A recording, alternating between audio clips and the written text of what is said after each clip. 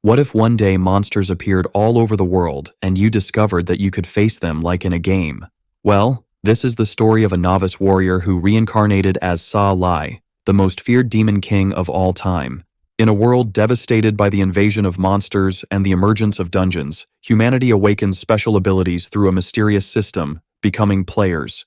However, greed takes over, and humans begin to exploit the resources of the dungeons, awakening the wrath of the powerful demon king Sa Lai, a creature whose power surpasses that of humans. A team led by Liu Yi, a legendary player, sets out to defeat the tyrant and invade the Abyss dungeon. The battle is brutal, and Sa Lai massacres his enemies with ease, calling them trash. When Zhang Hao descends from the heavens like an angel of justice, the king faces him in an epic aerial duel. Despite his efforts, Zhang Hao is defeated and nearly killed. In the last moment, a voice interrupts the fight, revealing that Sa Lai's people are being held hostage. The distraction allows Zhang Hao to attack him from behind, wounding him mortally. Enraged, Sa Lai accuses him of cowardice and activates a suicide skill, causing an explosion that destroys everything around.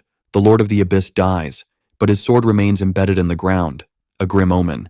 10 years later, a new generation of players enters a dangerous dungeon.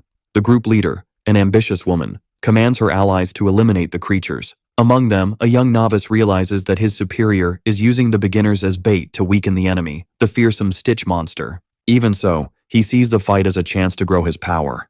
As the others fall, the boy remembers a book that described the creature's weak point, the stitches on its body. Determined, he charges to attack the monster, but an arrow strikes him in the chest, accidentally shot by his own leader, who accuses him of obstructing her view. On the ground, the boy refuses to die, recalling the promise made to someone important. In the next moment, a blue light emerges and penetrates his body, making his heart beat again. The squad watches in astonishment as the boy rises as if nothing had happened.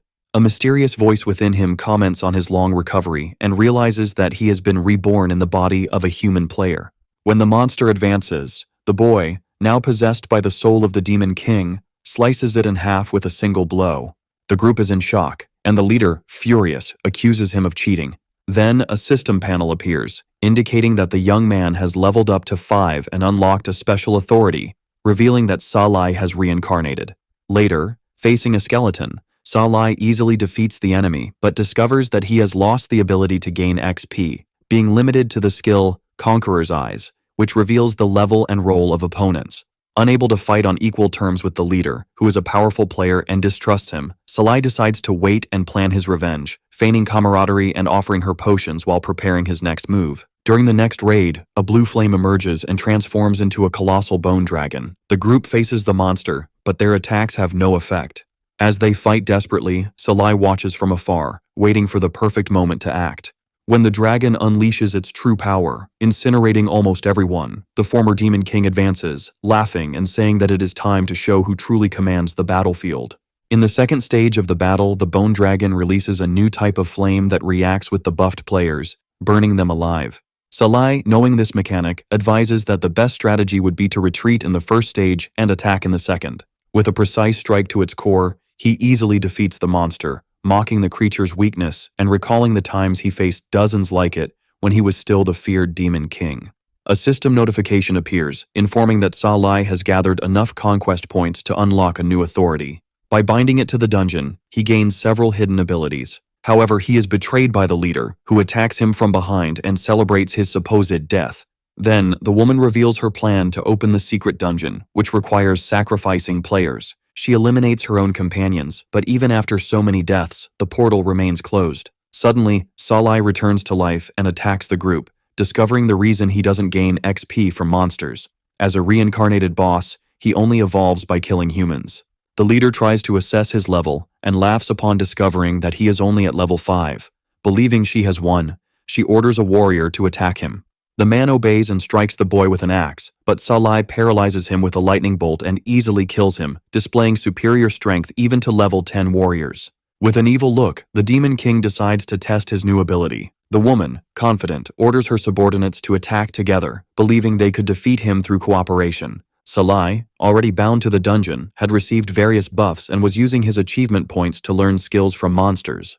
After spending 200 points to connect to the dungeon and another 50 to unlock lightning, he had only 50 left. exactly enough to activate the monster summoning skill. As he evaluates his new technique, the woman unleashes powerful flames against him. Salai dodges, but the fire hits his arm. The opponent laughs, curious to see how he would fight while injured. The young man, however, smiles and replies that he doesn't even need to fight. At that moment, one of the players from the enemy group is mortally struck. They turn, confused, thinking there was another enemy until they realize the attacks were coming from monsters they had already defeated and resurrected. The creatures attack in a coordinated manner, and the woman, horrified, realizes they are being controlled. Salai reveals that the skill has a long cooldown and only works in his bound dungeon, but it is enough to finish them off. The ancient legend of the Demon King begins, at last, to be reborn in the body of a human player. But to Salai's surprise, the leader begins to play a mysterious flute, capable of summoning dozens of wild beasts. Then the girl reveals that the item was given to her by her clan leader and mocks the boy, saying that his monsters are weak. Salai, unfazed, responds that she is underestimating him and then summons a colossal skeletal dragon, the very boss of the dungeon, now under his control. The woman's beasts are incinerated by a blue flame, and she kneels, horrified by the power the boy displays. Trying to save herself, the woman reveals that she acts under the orders of Lord Stalker, leader of the Blood Guild and a warrior above level 40. But Salai, indifferent, states that anyone who crosses his path will find only death. When the woman insists that there is always someone stronger, he mocks her arrogance and orders the dragon to eliminate her, gaining more experience and recovering part of his vitality. Then the ground trembles and a huge portal appears, indicating that the number of sacrificed players has reached the necessary limit. Even with the system warning of danger, Salai ignores the alert, declaring himself the true danger. Before crossing the portal, he collects the items from the corpses and uses the system's illusion function to disguise the use of others' equipment. Inside the dungeon, Salai finds a massive door guarded by statues of much higher levels. To his surprise, they kneel before him, recognizing his presence.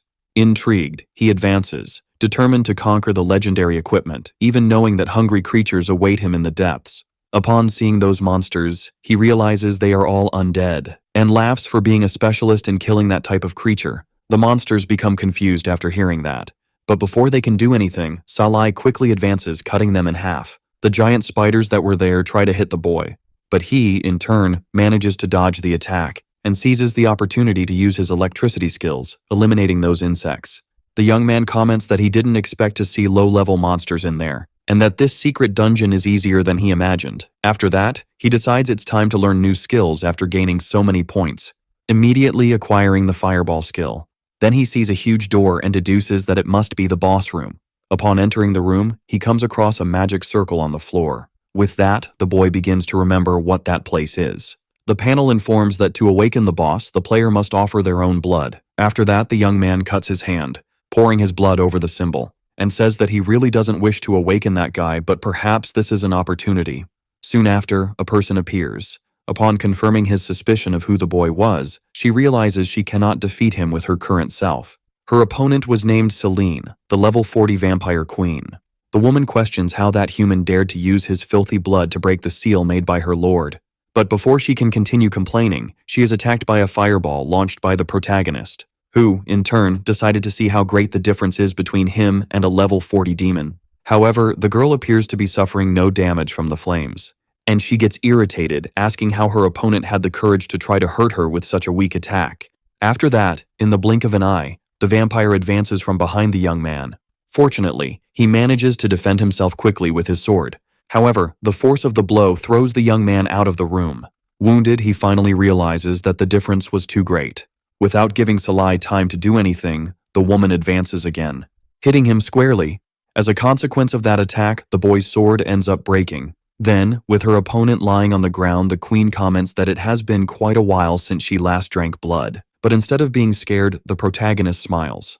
After that, the girl begins to suck the boy's blood, and she pulls away when she realizes who that human was. The boy explains that vampires can access the memories of their target by consuming their blood. The woman gets excited to see that this young man was her lord Salai, embracing him for having freed her. The protagonist thinks about how it seems the girl remains completely spoiled. 200 years ago, that girl had been chasing him. Because of his friendly relationship with the vampire race, it would have been inconvenient for him to kill her directly, and so he made a promise to her that he would keep her sealed for a long time and that when he freed her, he would marry her. The reason that place felt so familiar and the stone guardians hadn't attacked is that they were all his creations. After that, he thinks that he was still planning to keep her sealed, but he couldn't afford that luxury since he was in an emergency situation.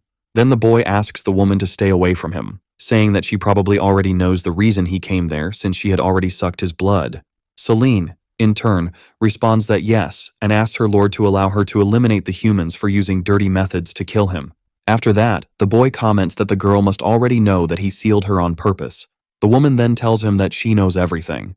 But even so, she continues to embrace him, saying that she loves him. After that, the protagonist feels a strange presence. The panel informs that it has been detected that the user was infected with the blood poison of the vampire race, and that now he has unlocked the skill tree of that species. Salai feels frustrated for having forgotten that detail, but he believes that maybe it's something good since vampires are stronger than humans.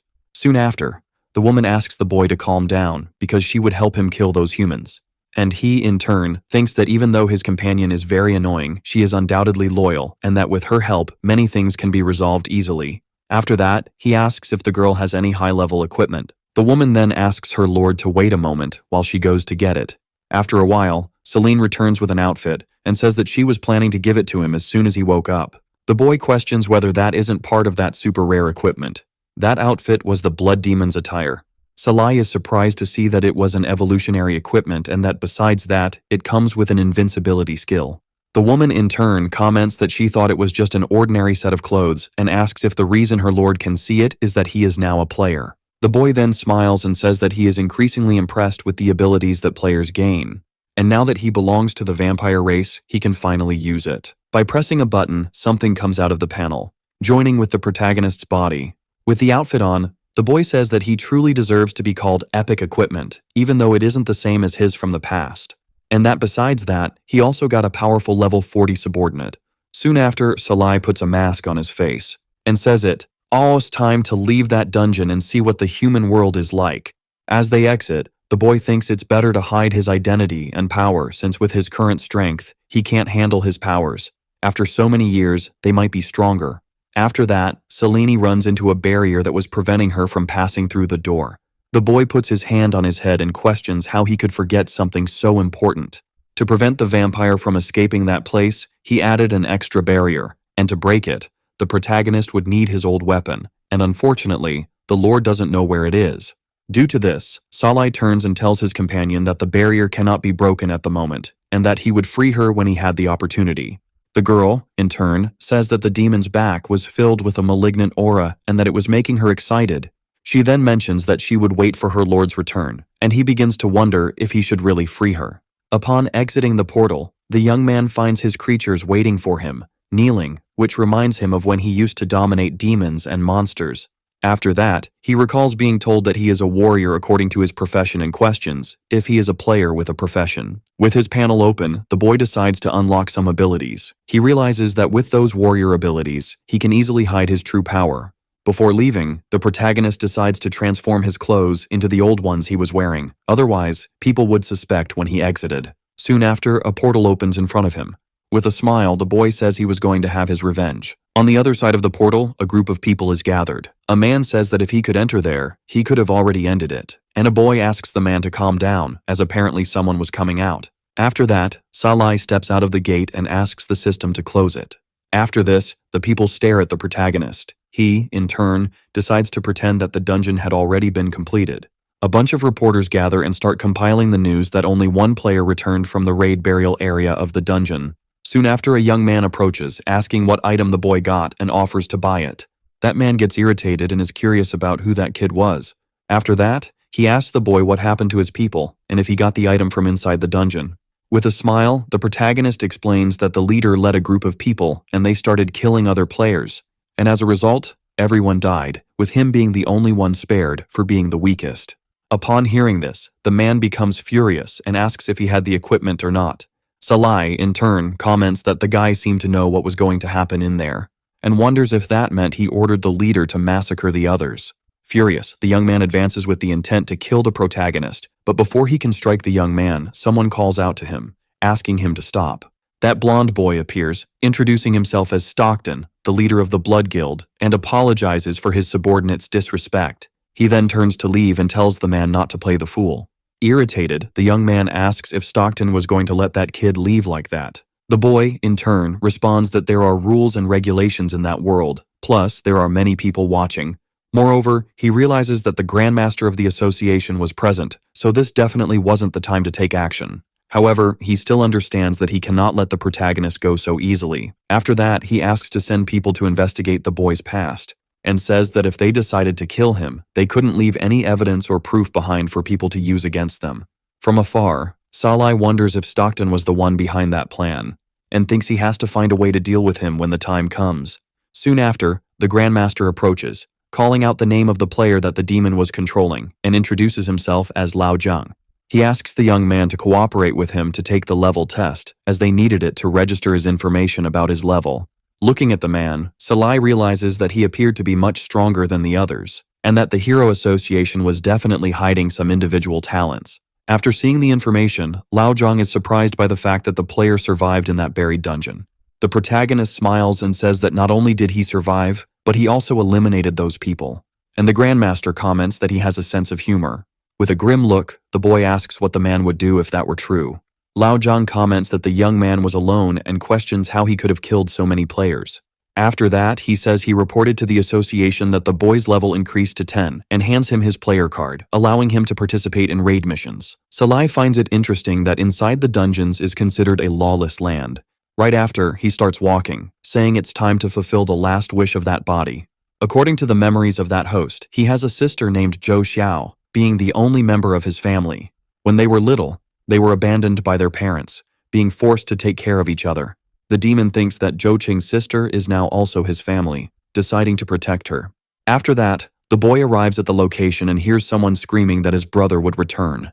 It is revealed that the noise came from a little girl who says her brother would bring money. A group of men surrounds the girl, and one of them explains that the boy returning from the dungeon alive with equipment to sell wouldn't be enough since the interest is much greater than he can pay.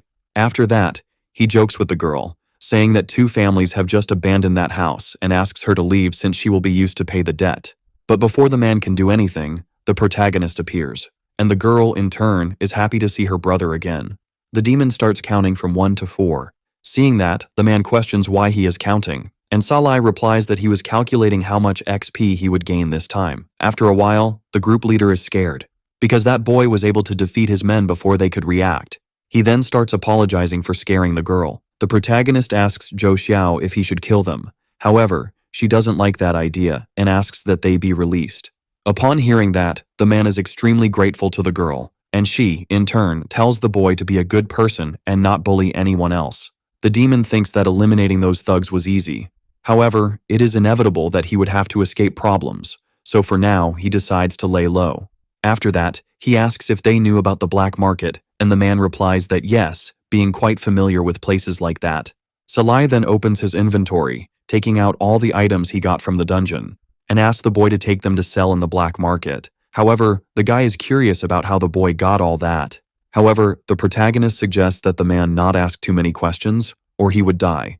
Scared, the boy thinks it's not a good idea to mess with the young man. The boy tells the man to use the money he gets to clear the debt he has, and he, in turn, replies that the profit would be more than enough to pay off the debt and takes the opportunity to ask if he can continue selling items in his name. Salai accepts that request on the condition that no one would be able to know he got those items from him. With a smile, the boy comments that he is happy with that cooperation. Then the men decide to leave, but say they will send the money they get from selling the items.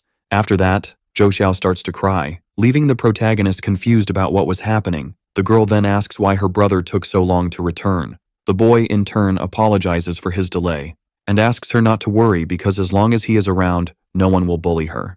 After a while watching his sister sleep, the demon wonders if anyone from his old family survived.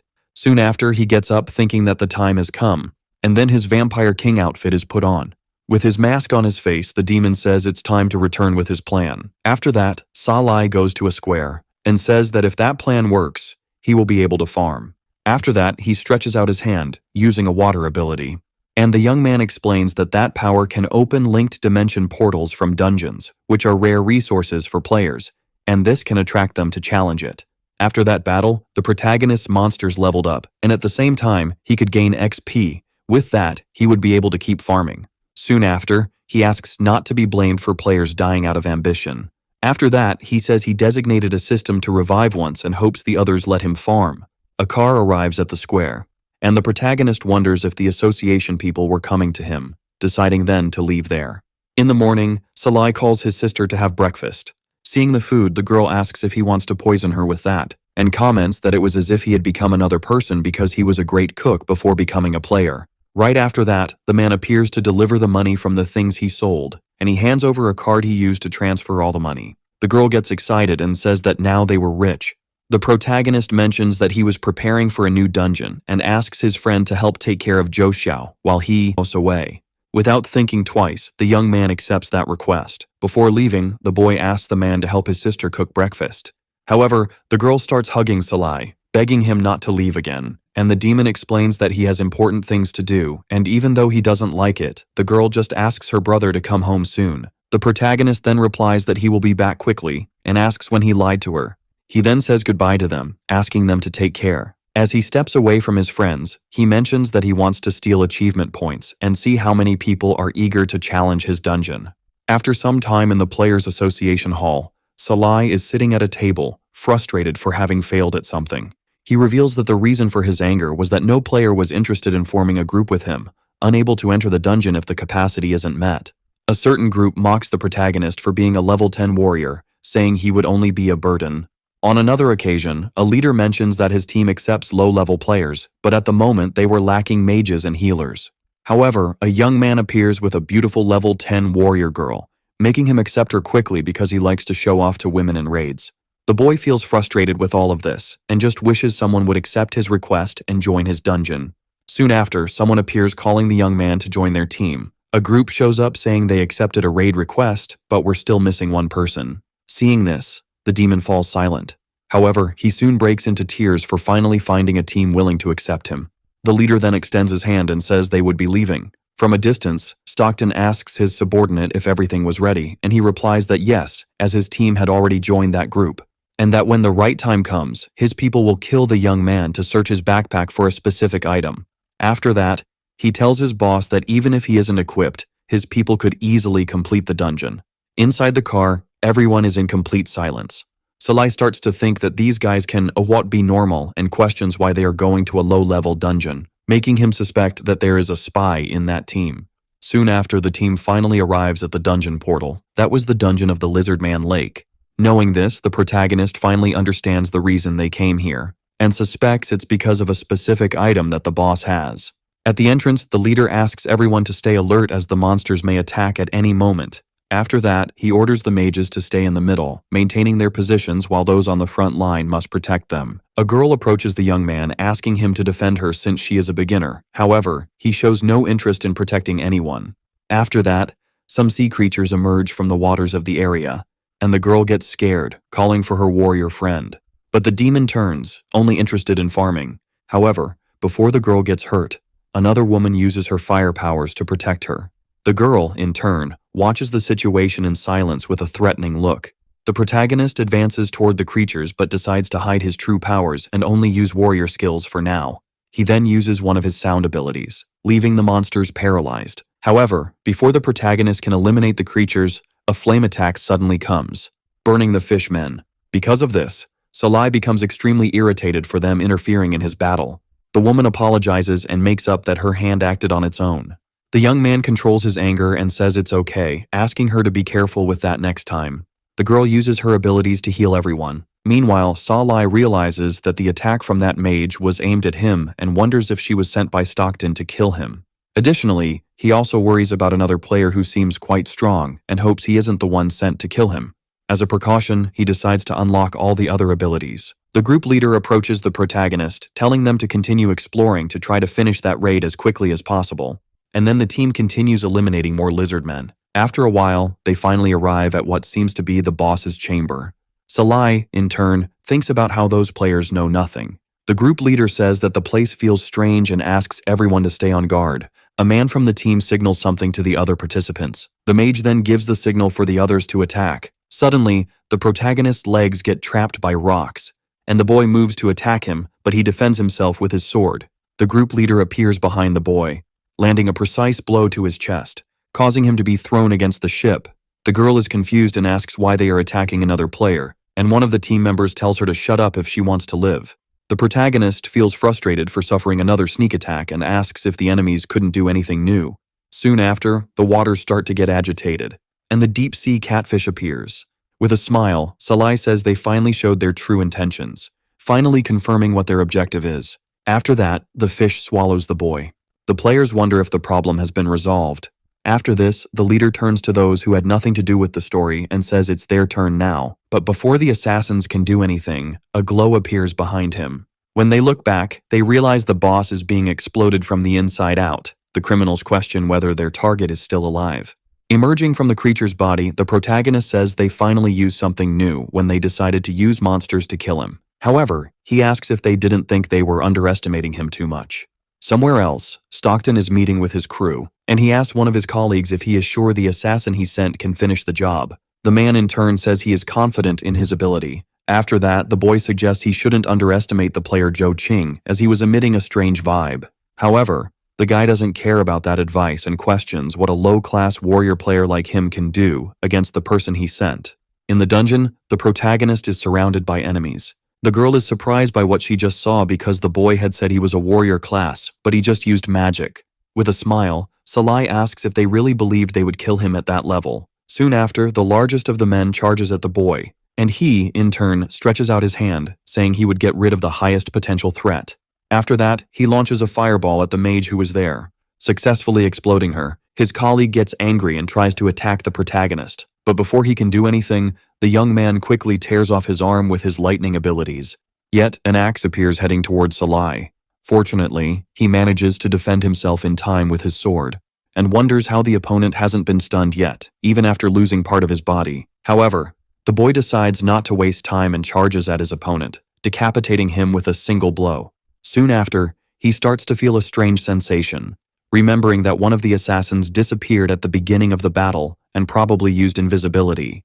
Yet he still continues to detect his presence, striking the enemy with a bolt of electricity. But the boy doesn't give up and grabs the protagonist, immobilizing him. After that, the boy discovers that the mage is still alive. The woman then activates a self-destruction ability, completely exploding her body and anyone nearby. However, the protagonist remains standing even after the explosion. Salai says those people are crazy and want to drag him to hell with them at any cost. However, the young man had an ace up his sleeve, for if it weren't for an invulnerability item he possessed, he would surely have been turned to dust.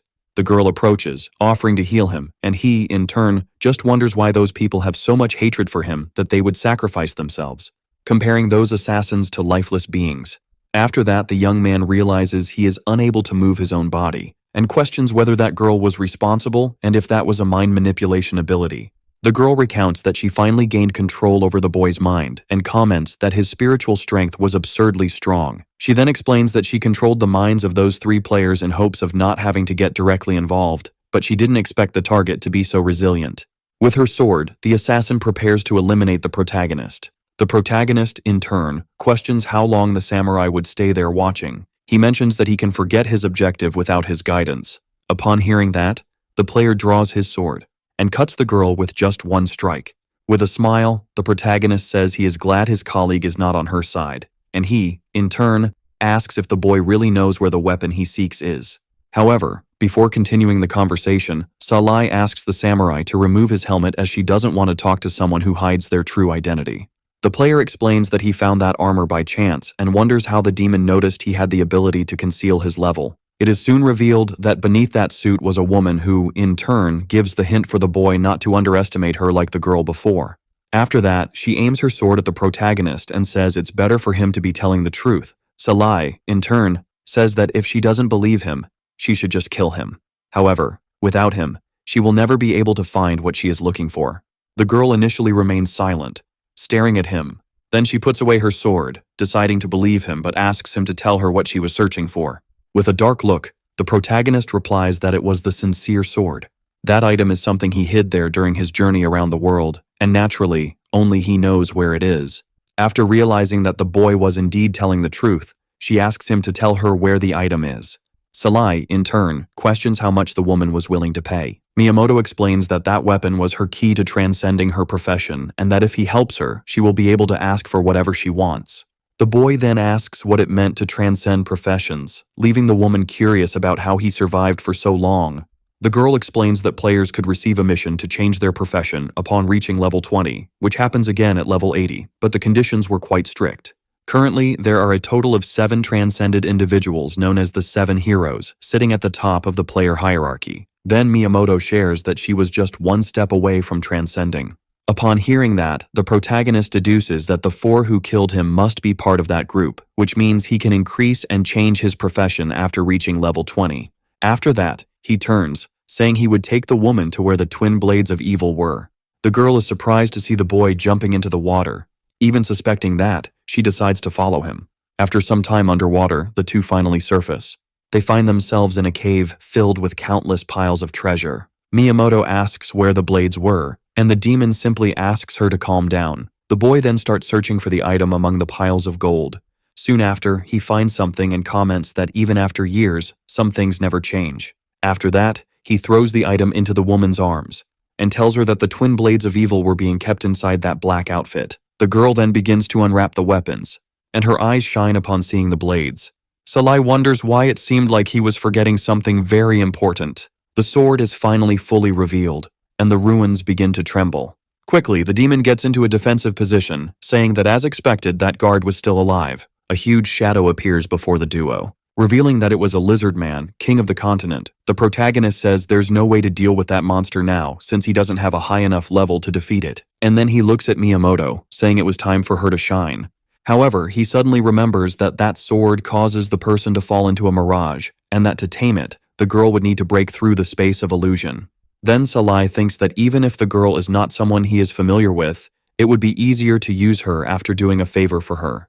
After that, he advances toward the creature, hoping it will be enough to pull her out of the illusion, but he is not sure how long he can hold on. After that, he lands an attack on the creature. However, he realizes it was not enough to break its defense and decides that he will have to face it with all his power. With that, he prepares to use a skill of his called Soul Link Claw, then firing against the monster. But the beast easily deflects the attack with its weapon. Soon after, the lizard man charges to attack the protagonist. Seeing that, Salai is surprised by the boss's speed. The creature tries to attack him. However, the young man manages to dodge. However, the monster takes advantage of the boy lowering his guard to strike with its fist, hitting him squarely. With that, the protagonist realizes that the level gap between them is very large. After that, he says that with his attacks, he doesn't believe he can break through its defense, and he prepares to use his most powerful move in hopes of dealing some damage to it. Seeing that the opponent was different, the beast becomes frightened, and shoots a jet of water at the young man. Salai raises his hand and uses a skill called Bone Demon Flame, and thus blue flames go against the lizard man, hitting the monster squarely, causing an explosion. Exhausted after executing that attack, the boy says he hoped it would be enough to defeat the boss. Suddenly, a jet of water hits the protagonist in the stomach. The creature smiles for having hit the target. Wounded on the ground, the young man becomes frustrated with himself for not having prepared better. The lizard man, in turn, prepares to finish off the protagonist. Meanwhile, in the dungeon of the Land of Death, a group is facing the skeleton dragon. A young man encourages the others, saying they are one step away from victory since the boss has already entered its second phase. The players then advance towards the boss, determined to obtain the treasure. But that man smiles because all those soldiers would die first, becoming sacrifices to summon the hidden dungeon. However, he then notices a purple flame on his arm, and then all the players begin to be incinerated.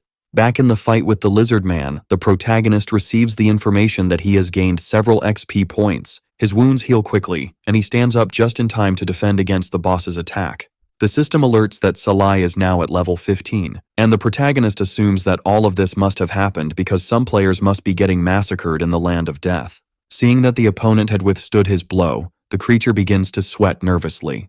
With a smile, Salai says it's time for the second round of the confrontation. Soon after, he starts making several cuts on the lizard man. However, it still continues to have no effect due to its high defense. After that, the creature's appearance changes completely, and the system explains that the boss has entered berserk mode, thus doubling all its statistics. The boy becomes furious and says that using that mode is unfair. After that, the monster charges towards the protagonist. However, Miiamoto appears, slicing the beast into several pieces. The young man looks back, surprised by what just happened. The woman says that the boss is on its last breaths and that she will let the protagonist deliver the final blow. The boy thanks her and says that apparently, Lady Luck is on his side. He then lands the final attack on the lizard man. The system alerts that by obtaining 1,000 points, the boy has fulfilled the prerequisite to challenge the Demon King. Salai, in turn, questions what that means. After that, he is informed that the player must complete the objective to receive a special reward if the challenge is successful.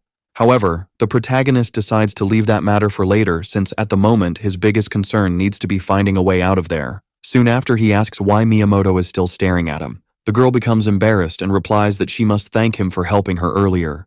After that, the protagonist realizes that the adventure was worth it since he obtained a lot of treasure, aside from the equipment of those players who tried to eliminate him. After that, the two walk towards the exit portal. But before leaving, the girl hands a badge to the boy, saying that if he needs her help, he just needs to look for her at her house, and no one will dare stop him if he has that item. Salai questions if she is sure that such a small object has that much power. Miiamoto puts on her samurai armor again and tells her companion to remember to keep his true identity a secret when they leave there.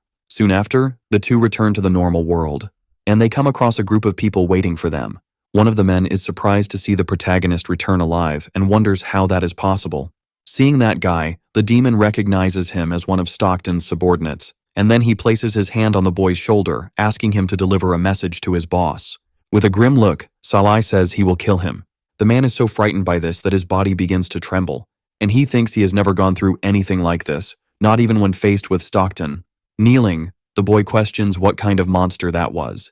In the building, a man begs for forgiveness from Stockton, and he explains that the dungeon he was sent to was very difficult and that his team couldn't clear it with their current strength. The boy's companion tries to calm him down, saying that Joe Ching is probably already dead. Soon after, a cell phone starts ringing, and Stockton decides to answer it. The young subordinate reports that the target is still alive and that the plan has failed. Upon hearing this, the boy becomes furious. The man, in turn, advises his boss not to provoke that player. After that, he walks away, saying he is resigning from his job, and he leaves his communication device behind. Stockton is irritated by everything that happened and breaks his cell phone using only his hands. After that, he stares at the kneeling subordinate, asking for forgiveness in a terrifying manner, deciding then to eliminate that man without any mercy. Soon after, the young man remembers that Joe Ching had a younger sister, and his colleague confirms that this information is true. The boy orders them to capture and bring the girl back alive. After a while, the protagonist is walking down the street, thinking that Stockton wasn't going to give up on him easily, and that maybe it was time to retaliate, and he wonders if Joe Xiao was missing him. Upon arriving home, he finds the place destroyed, and a group of men surrounding his colleague, who was taking care of his sister. Injured, the boy starts shouting Joe Ching's name when he sees him approaching. The men wonder if that was their target. With a threatening look, the protagonist questions where his sister was. His colleague in turn tells him that they took the girl away. One of the guys asked Joe Ching to follow them since their boss wanted to see him. The young man then says that he doesn't need so many people to show the way, and the man becomes curious about what the boy was talking about. Soon after, the demon charges towards the enemies, eliminating 2 of the boy's companions. After that, he turns around, saying that one person was already enough. His colleague starts crying, taking all the blame, saying that if he weren't so weak, the girl would be safe. However, Salai calms him down, saying he would bring his sister back. After that, he says he needs to go but wants to ask something of the boy first. Somewhere else, a group of men is gathered. Suddenly, someone is thrown in front of them. One of the guys realizes that this person was the one they sent before. Soon after, the protagonist appears at the scene, asking where his sister was. The enemies say that if he delivers what Stockton wants, they will return Joe Xiao. Already losing patience with the situation, the boy says he never negotiates with those who threaten him. One of the henchmen asks if the young man is sure he wants to do that since the player association has no influence there, and then no one would notice if they killed him. However, Salai gets excited about that information and says he can finally farm XP without holding back. The men advance with the purpose of getting the reward that Stockton promised. One boy charges at him with his axe, but the protagonist manages to dodge without complications. Then he grabs his enemy and slams his head into the ground.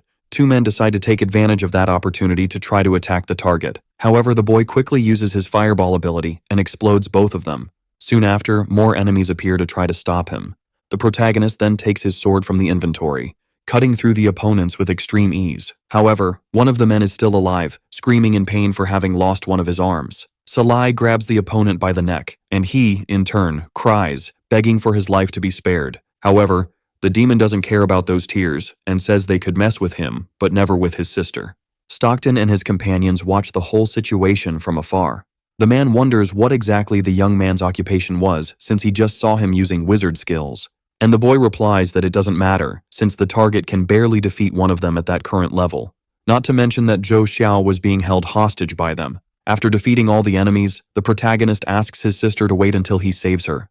Soon after, the young man realizes he was being watched, and he screams asking for them to hand over Joe Xiao to him at once. Stockton's colleague transforms into a beastly version and says that the boy was not in a position to negotiate just because he killed some weak players. After that, he becomes furious and jumps towards the young man. Eric explains that Zhou Qing was only alive because he possesses something they desire and then asks him to hand it over, otherwise his sister would die along with him. But instead of being scared by that beastly appearance, the protagonist simply asks the enemy to stop wasting his time and start fighting already. After that, he says that the beast would die there. The monster, in turn, finds that arrogant and says he will show the protagonist the difference in power between them. Then he quickly advances towards the target. However, Salai defends himself with a shield. Eric is surprised to see that his attack was blocked. The boy questions if that was all the opponent had, and comments that apparently he wouldn't even need to use his weapon to defeat him. After that, the young man uses an electricity skill. However, the creature uses a power that increases its magical resistance and reduces the magical damage received. The beast asks if the protagonist really believed he could overwhelm him with his speed and strength. With a smile, Salai replies that they would find out soon. Right after, both advance towards each other, and then the two begin to exchange blows. Eric, in turn, is curious about how Zhou Qing is suppressing himself in his beast form. The young man lands a punch on the monster's face, opening a confident smile. With that, the beast becomes enraged at the way the player was looking at him and decides to attack. But the protagonist dodges and hits him squarely in the stomach. Because of the blow, the creature is thrown far away. After that, Eric wonders how strong that guy was since his strength was 350 when his beast mode was active, making the beast realize that the opponent was more capable than he expected, deciding then to use his level 25 ultimate on him. Soon after, the monster activates its primal mode, which substantially increases strength and speed, along with immunity to crowd control abilities. Eric advances from behind the young man, imagining that he wouldn't be able to keep up with his speed now. However, Salai grabs the beast's jaw and says that it was quite unlucky because the sun was setting. The monster becomes curious about what the opponent was trying to say. After that, the protagonist tears Eric's head off using only his hands. All of that was possible because he used his vampire powers that increase his physical strength. Then he shouts to Stockton that he was next. The boy, in turn, claps, admitting that the young man was strong. After that, he mentions that if Zhou Qing hands over the item he obtained in the dungeon, he wouldn't just spare him and his sister, but also make him Eric's replacement. However, the young man asks what would happen if he refused the offer. Stockton proposes that they play a game. Then he shows a golem that was given to him by his older brother. Inside the armor is a man who no longer has strength in his body.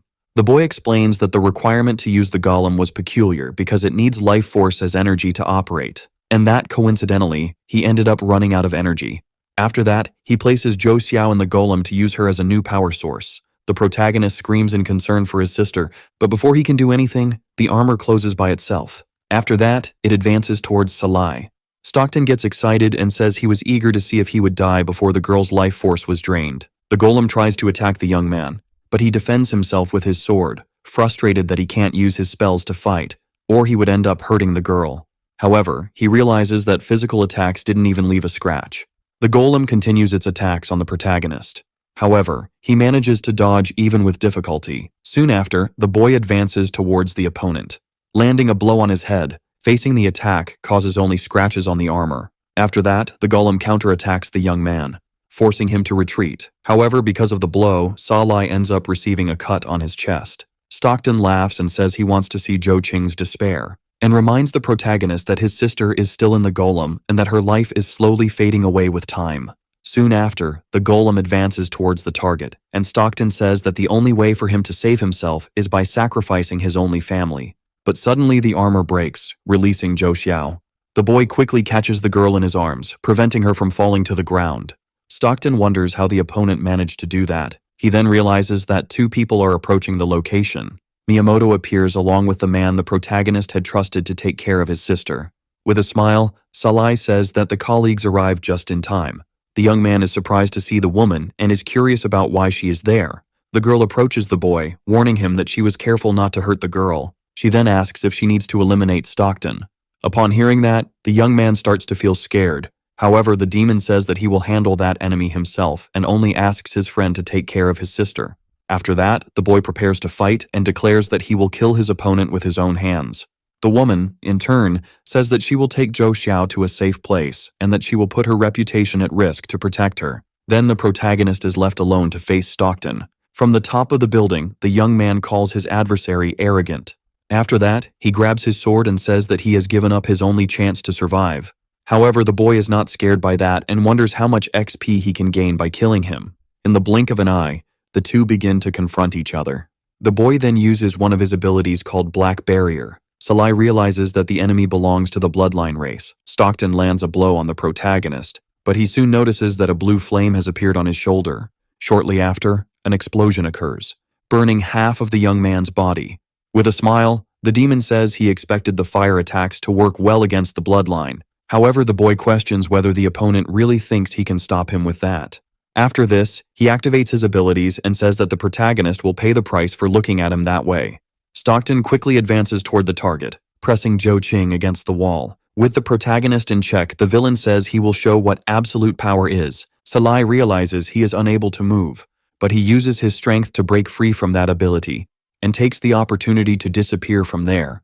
At first, Stockton believes the opponent is invisible, but he notices he can no longer feel his presence, making the boy wonder where the player went. In an unknown place, the protagonist comments that he didn't expect the opponent to be so strong, but fortunately activated the challenge search he obtained earlier in time. Taking a deep breath, Salai says it's now do or die. After this, a magic circle appears on the ground, and the system warns that the objective is now to kill the fallen apostle of the boss. The giant Viking charges at the boy, trying to hit him with his axe. However, the young man manages to block the attack with his sword. Furious about that, the monster decides to strike the boy with his own fist, but in the blink of an eye, the demon appears behind the boss, and comments that this opponent is weak. He then delivers a cut to the boss's head, causing the creature to fall to the ground. The young man says he didn't expect the mission to be this easy. However, the Viking begins to rise again, and his wound starts to heal. The boss then lets out a scream of rage. Seeing that, the boy questions what is happening. However, he delivers another blow and says it doesn't matter what the enemy is using because in the end, it will always be the same. Due to the attack, the boss's body is cut in half. However, the creature regenerates again. Impatient with the situation, the boy wonders what kind of monster that is. He then starts trying to eliminate the Viking in various ways, such as using his blue flames, or a punch capable of creating a hole that goes through its body. But none of the attempts work, and the boss continues trying to attack the boy. Salai begins to feel tired and wonders how that thing is still not dead. The monster tries to hit its target with the axe again. However, the protagonist manages to dodge. After that, he comments that this opponent must be a bug in the system. The boy then remembers that this place is a dungeon, and advances, appearing to have understood what is happening. The boss attacks with his axe. However, Salai passes right by the boss, heading toward the door that is there. The young man thinks about how he was restricted by his mentality. Shortly after, the demon punches the door, for he understood that this was just a small part of the dungeon where he had been trapped since the beginning, and that the main body of the boss must be hidden elsewhere.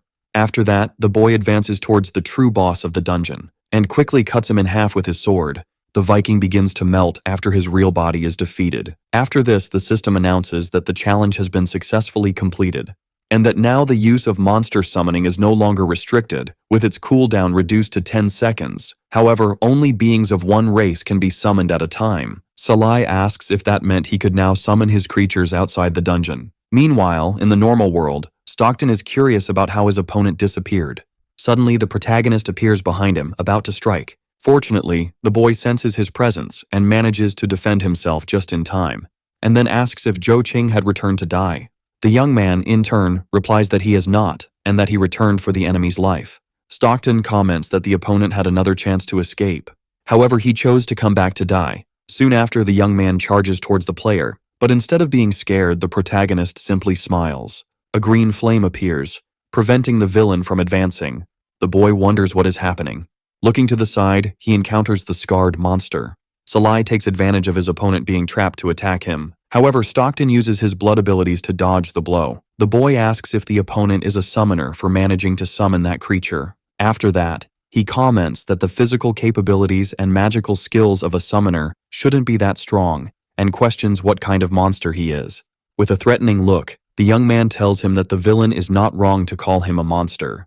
Several explosions begin to occur, and the demon says that the opponent should worry about his life first. The ray of destruction reaches the boy. Looking at the ground, the young man realizes that there were wizards in the place and wonders if they were also summons. Then Stockton is thrown to the ground, leaving him furious, telling the opponent to fight him alone. With a sinister smile, Salai apologizes, but says he will not stop sending his monsters into battle. After that, the creatures begin to charge towards the enemy. The boy starts cutting them down, saying that those things were nothing against them. After this, the protagonist summons his bone dragon. Seeing that, the young man gets scared. Soon after, the creature uses its flames towards the target. The attack hits the protagonist's monsters, but the villain manages to dodge. Stockton feels fear and thinks it might be better to escape before it's too late. However, before he can do anything, Salai appears out of nowhere, ripping the boy's head off. The young man comments that showing fear in battle will cost him his life. However, Stockton's body is surrounded by a strange aura. Seeing that, Salai becomes confused about what is happening. Then that magic rushes towards the protagonist, causing cuts on his body. The boy realizes that the enemy is trying to possess his body. Stockton begins to smile within the player's subconscious, saying that now he is in control, and that after destroying the boy's soul, he would become the new owner of that body. Stockton then arrives in the spiritual world, prepared to kill Joe Ching's soul. However, he ends up facing Salai's demonic spirit. The young man kneels, startled to see the Demon King. After that, Salai questions what the boy was saying about destroying his soul, and he, in turn, begins to apologize, even willing to serve him to earn his forgiveness. However, the demon simply crushes Stockton with his fists, and says that he doesn't even deserve to be his dog, let alone a slave. Back in the normal world, the protagonist regains consciousness, but still with that red aura. The system informs him that he has gained 50,000 XP for killing a player, and that his level is now 18. However, the boy begins to feel immense pain and questions if the enemy is still not dead. After this, the system explains that he eliminated a person with blood abilities, and that now he will undergo a lineage evolution. The young man is confused about what is happening. Soon after, all the bodies in the area begin to be touched by that red magic, connecting directly to the demon, causing him to gain new abilities. And now his vampire powers have also evolved, being able to detect the blood flow within the range of ability. The boy says that was the power of the higher tier of the blood race, also realizing that his equipment had undergone a huge evolution, being able to control the corpses.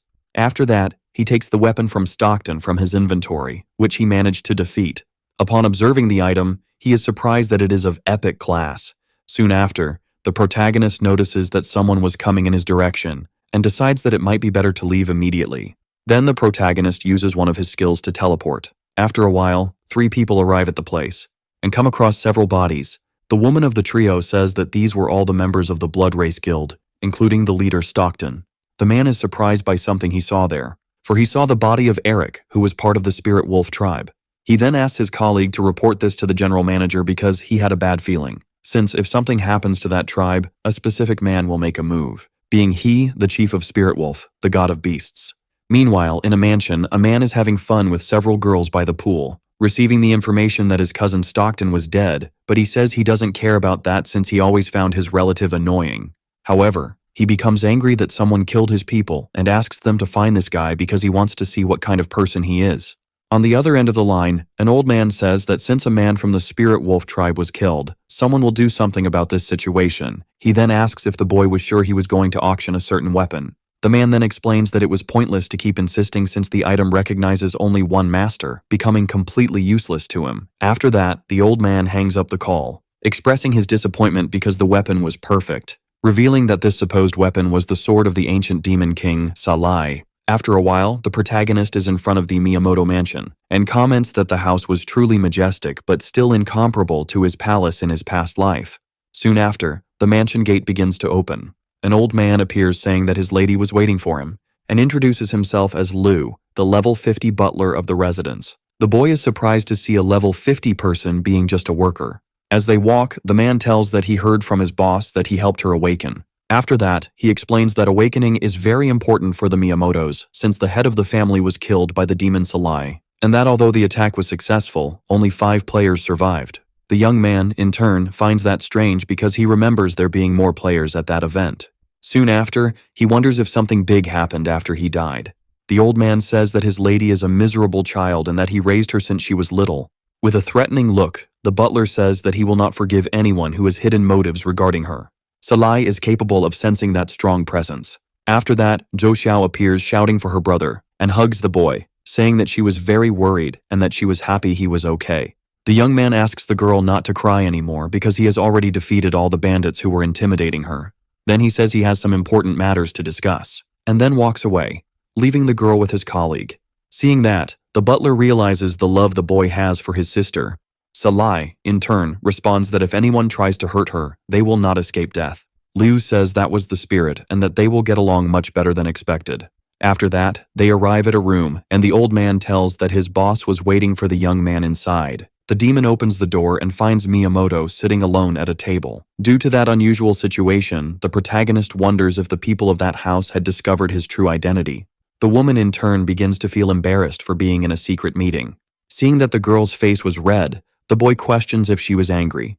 Miiamoto then says that she decided to meet alone with the companion because she was curious about how he managed to defeat Stockton. The boy questions why she cares so much about that. The woman explains that he killed someone backed by a greater force, and that this time he may have provoked someone he shouldn't have. Soon after, she says that Stockton was from the family of a guy named Liu Yi, one of the awakened, but she will not take revenge for her cousin. However, there is someone who is truly concerning if he decides to get involved in the matter. Salai says he is sure he left no trace behind and that the enemies cannot find him. However, Miiamoto mentions that the leader of the Spirit Wolf tribe can. The protagonist is confused and asks what that was. The girl explains that this tribe is one of the 7 main clans, having supernatural influence, and that their leader, named Matt, is also an awakened one. This man has an impeccable sense of smell, able to track everything that happened in a specific location, but fortunately, the tribe is at the opposite end of the continent, taking days to reach there. However, the boy doesn't seem scared about that and makes a joke about this tribe chief having super smell. Right after, Liu enters the room calling for his lady, and she, in turn, asks what happened. The man says it was related to Salai. Upon hearing that, the protagonist decides to listen attentively. After that, the gentleman reveals that the Demon King's weapon would be put up for auction. Miiamoto questions if his servant was sure about that, as he thought Liu Yi was in possession of the item. The young man replies that he is certain and says the auction will start next month on the 10th anniversary of Salai's attack. After learning that information, the young man gets irritated by the fact that humans celebrate his death annually. Then the woman tells that no one can use the weapon, and that perhaps only the Demon King himself can control it. The boy starts to smile, thinking about how his sword is tied only to his soul. Miiamoto notices his friend's smile and wonders if she said something that made him happy. Salai decides he will use this month to prepare for his occupational promotion, and that he will use everything he has in his arsenal to reclaim what belongs to him. In a dark alley, a woman screams for help after being cornered by a man. The young man gets excited by that noise and asks her to continue. A mysterious figure appears saying that this world has more disdain than he expected. The criminal questions who that person was, and the hooded figure comments that killing that man will give him a lot of XP. The man pulls out his weapon and says his opponent was quite confident. However, before he can do anything, the mysterious young man cuts off his head, receiving 3,000 XP. The woman, seeing that, is completely in shock, deciding then to flee from there. It is revealed that the hooded person was the protagonist, who is seeking to reach level 20. Soon after, he starts receiving several XP notifications obtained after a player was eliminated, causing him to reach the necessary level to activate the occupational promotion. The young man smiles and says he didn't expect his dungeon to still be generating XP for him, and that he can finally go back to play with his sister.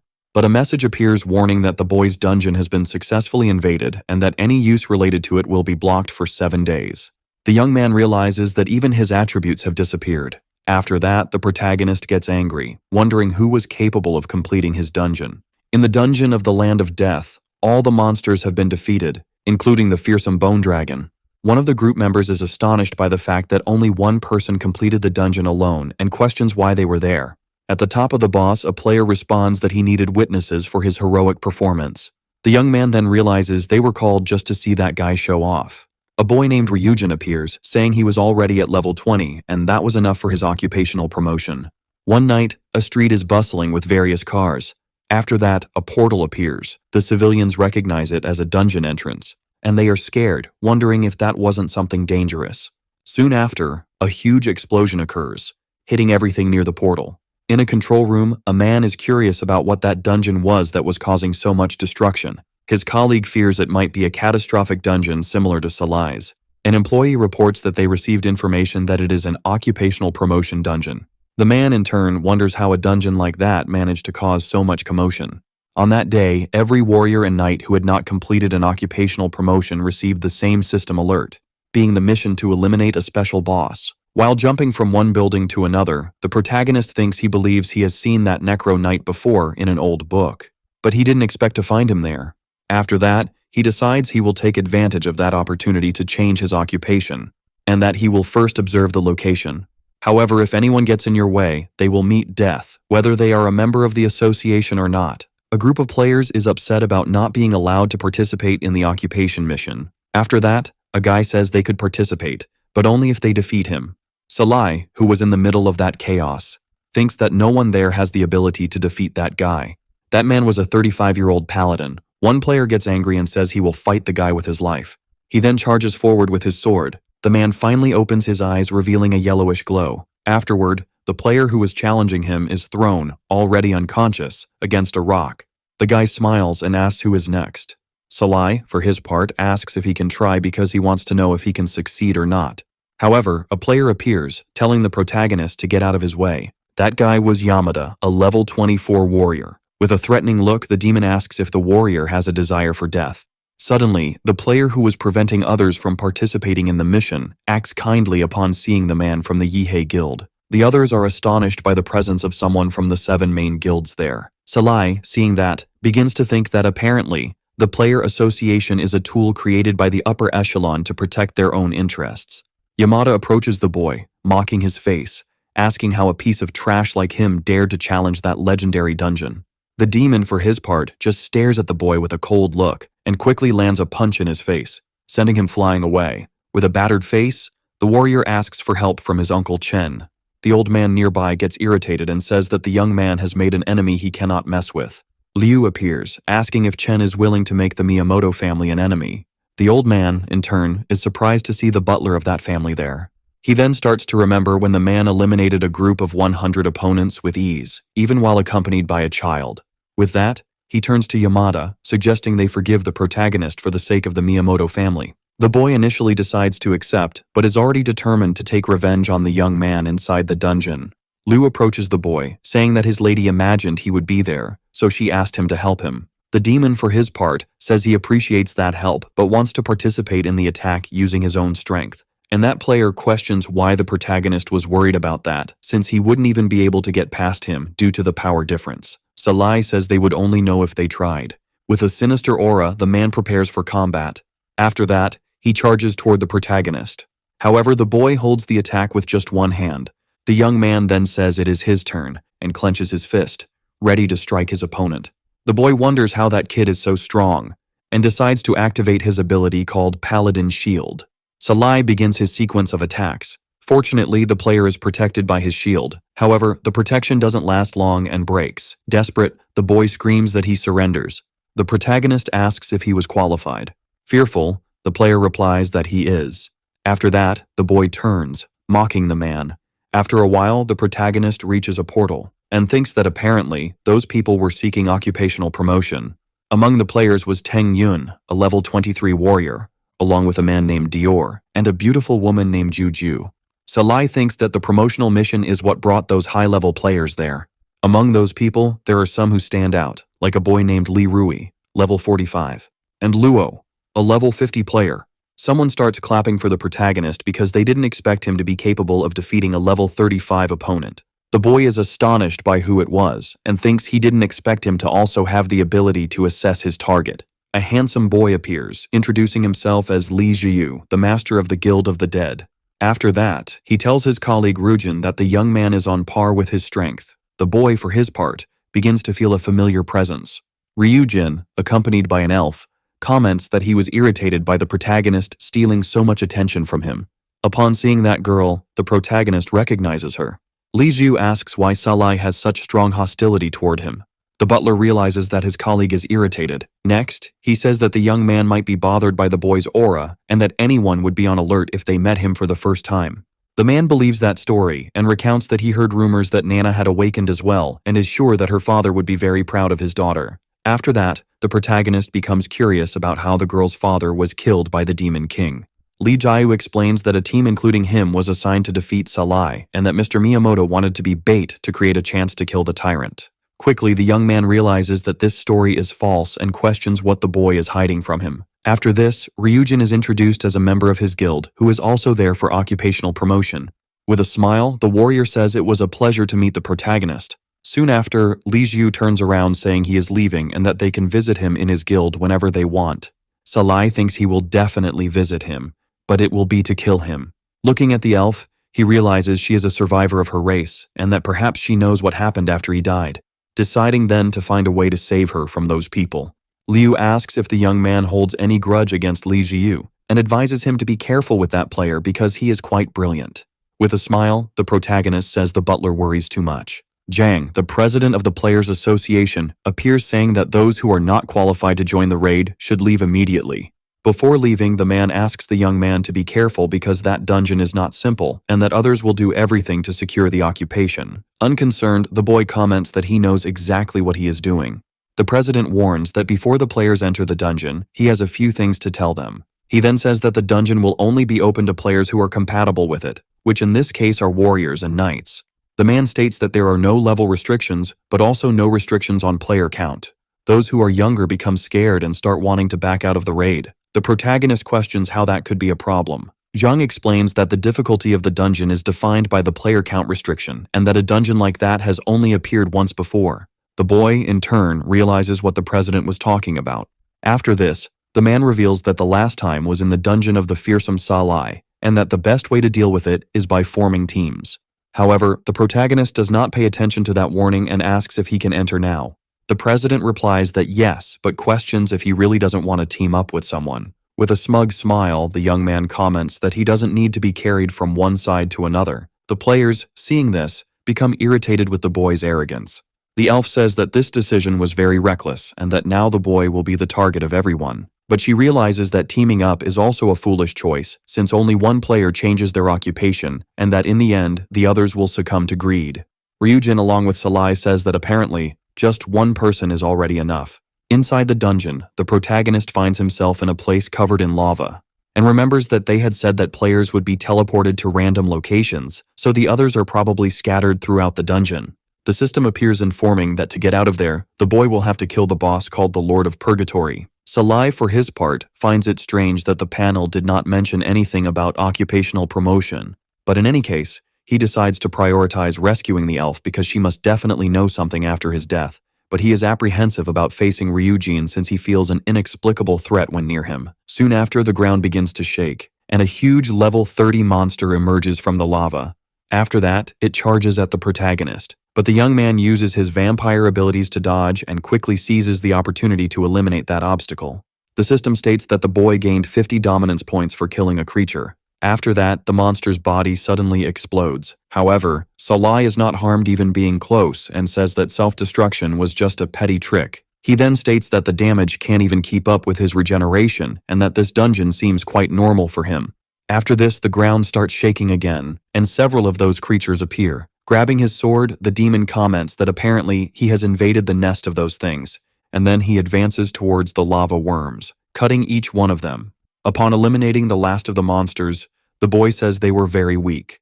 The young man laments having all his abilities locked as he gained many dominance points. Soon after, he hears a noise coming from the back of the cave. Salai says he finally found other participants. Not far from there, Yamada's group is gathered, and a monster made of volcanic rocks advances towards them. However, Yamada uses one of his abilities to create a shield, followed by a power capable of immobilizing the target. The young man asks his teammates to attack without giving the creature a chance to recover. The people then begin to strike that beast. While observing from afar, the protagonist thinks that those cards Yamada had were quite useful, and he didn't expect him to have something like that. After that, the man uses a card different from the others, causing him to eliminate all his companions. A woman manages to survive by using a shield and questions what Yamada was doing. The young man, in turn, replies that he was just trying to eliminate potential competitors from that dungeon. The girl gets angry and says she won't let him live when they leave that place. Then the man takes more of his cards and wonders if the woman's protection could delay his next attack. However, before he does anything, Salai approaches, saying that item piqued his interest, and the young man explains that they were tarot cards created by the guild's vice leader. However, Yamada recognizes that voice that was talking to him. The protagonist quickly lands another punch in his face. The woman wonders where that player came from. Salai is curious if he needed to punch the man again so he would never forget him. Furious about that, Yamada questions if the boy came there to die. With a smile, the protagonist says he was interested in the young man's item and might have to kill him to obtain it. After that, the two stare at each other, ready to start the fight. Yamada comments that he didn't expect the young man to come to him on his own. Salai, in turn, asks if those were the opponent's last words.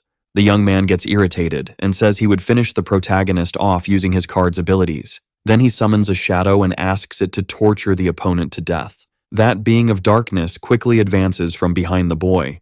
Yamada laughs and says that was what the player got for provoking him. However, with a single blow, the young man pulverizes that shadow, leaving his opponent bewildered by what he just saw. Salai asks if that was all his adversary had to show and says that his summoning was as pathetic as he was. However, Yamada doesn't give up and comments that his next strike will be a nightmare. The protagonist, in turn, says he doesn't want to be disappointed. After that, the young man uses an ability called Coffin of Death. A huge magic box begins to fall towards the boy. However, Salai destroys it with ease. Yamada becomes enraged and launches another attack, but this one doesn't even deal damage to his opponent. The protagonist asks if the opponent had attacked him this time. After that, the young man becomes more irritated and questions how the boy dared to look at him. Soon after, he unleashes several abilities at once. However, the demon suffers no damage again and says those abilities could be a problem for him, but his opponent was too weak. Yamada asks how the boy was so strong since they still needed to go through occupational promotion. Salai tells the young man not to dare compare their powers because he is just a speck of dust. Then he advances towards Yamada using an attack called Blood Seal, hitting the target squarely. Because of the blow, the man's armor is broken, making him wonder how that was possible since that equipment was given by his vice leader and still only withstood one hit. After that, Yamada realizes he only has 2 cards left. The protagonist advances again against the opponent, and he, in turn, uses another of his powers of darkness, causing the boy to become completely immobilized. The young man starts laughing and explains that that ability can instantly take away the 5 senses of the body. Soon after, he says that if he weren't out of strength, he would take that opportunity to kill the opponent. However, Salai begins to move normally and questions if the player was a clown. The young man is left speechless upon seeing that yet another of his plans went wrong. After that, the protagonist pierces the opponent's chest using only his hand. With Yamada fallen on the ground, the boy calls him a fool. Salai picks up the player's 10 cards that can store abilities but can only be used once. After that, a card catches the young man's attention. He is startled by the fact that Yamada has such an ability. That lady approaches, thanking him for saving her. She says she will make sure to reward him when they get out of that dungeon. The boy, in turn, thinks he should kill her since she was a witness to what he had done. Then a man approaches, telling the player to stay away from his lady. Salai is curious about what happened to that guy's level, because he was a level 55 warrior. The woman steps in front of the man and says it was a misunderstanding because that guy had saved her life. Sui asks if that was true, and the lady replies that yes, she almost died at the hands of another player, but fortunately, that boy was nearby to help her. The man then apologizes for acting without thinking. After that, the girl introduces herself as Ching Ching and asks if the young man can tell her his name. The protagonist says his name is Joe Ching and is curious about how the woman's uncle used magical abilities even though he belonged to the warrior class. Sui explains that his true occupation was astrologer, with the ability to alter the details of his character, but his real stats and occupation remain. Upon hearing that, the protagonist thinks about how that ability was OP and wonders if the guy can freely enter any dungeon. Soon after, Ching Ching invites the boy to join them, saying that with Sui by their side, completing that dungeon will be easy. The young man, however, thanks her for the invitation, but decides to decline, preferring to act alone. As he turns to leave, he thinks he needs to keep an eye on that player. After that, the girl shouts, asking the protagonist to be careful on his journey. Sui didn't expect that boy to be so cautious with him, deciding then to check his stats to see if he was a potential threat. However, his magic sphere shatters before his eyes, causing the man to realize that the young man was dangerous because he couldn't see his future.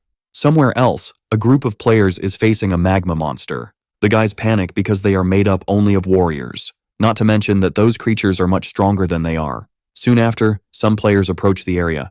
Ryujin appears with his elven companion, talking about the quality of that dungeon, and she tells him to just do his job. After that, the boy grabs his weapon, saying he would warm up a bit, deciding then to advance towards the monster. The players nearby ask if the boy is crazy, because that creature would kill him if faced head-on. Ryujin laughs and says that the instant death part is true. After that, he lands a blow on the monster, leaving only its armor behind. The boy comments that he didn't even break a sweat. One of the men there asks how the boy can use a swordsman's ability. Ryujin looks back and questions if everyone saw that. Everyone is scared because they thought the boy would kill them for knowing his secret. Then they kneel, asking for forgiveness and confirming they will keep their mouths shut about what they saw. Ryujin gets irritated that they say they will keep it a secret, and tells them they should spread the word about how amazing he is. The players are shocked and wonder what is wrong with that guy. After that, Ryujin turns, asking that group to follow him, because that way they would witness his heroic performance.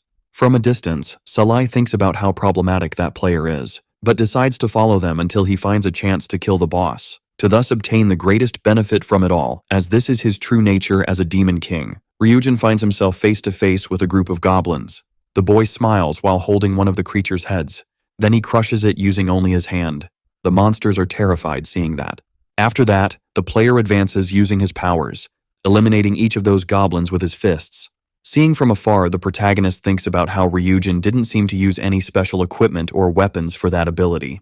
After that, he compares that power to one he also possesses. But fortunately, that boy doesn't seem very smart.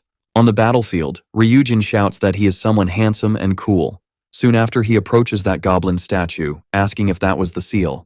However, suddenly a fireball appears coming towards the boy, hitting him without even being able to defend himself. The author of that attack was a creature that appears speaking a strange language. However, his head is quickly exploded. Ryujin reveals he is still alive and tells the monster to speak the human language. Otherwise, he wouldn't hear.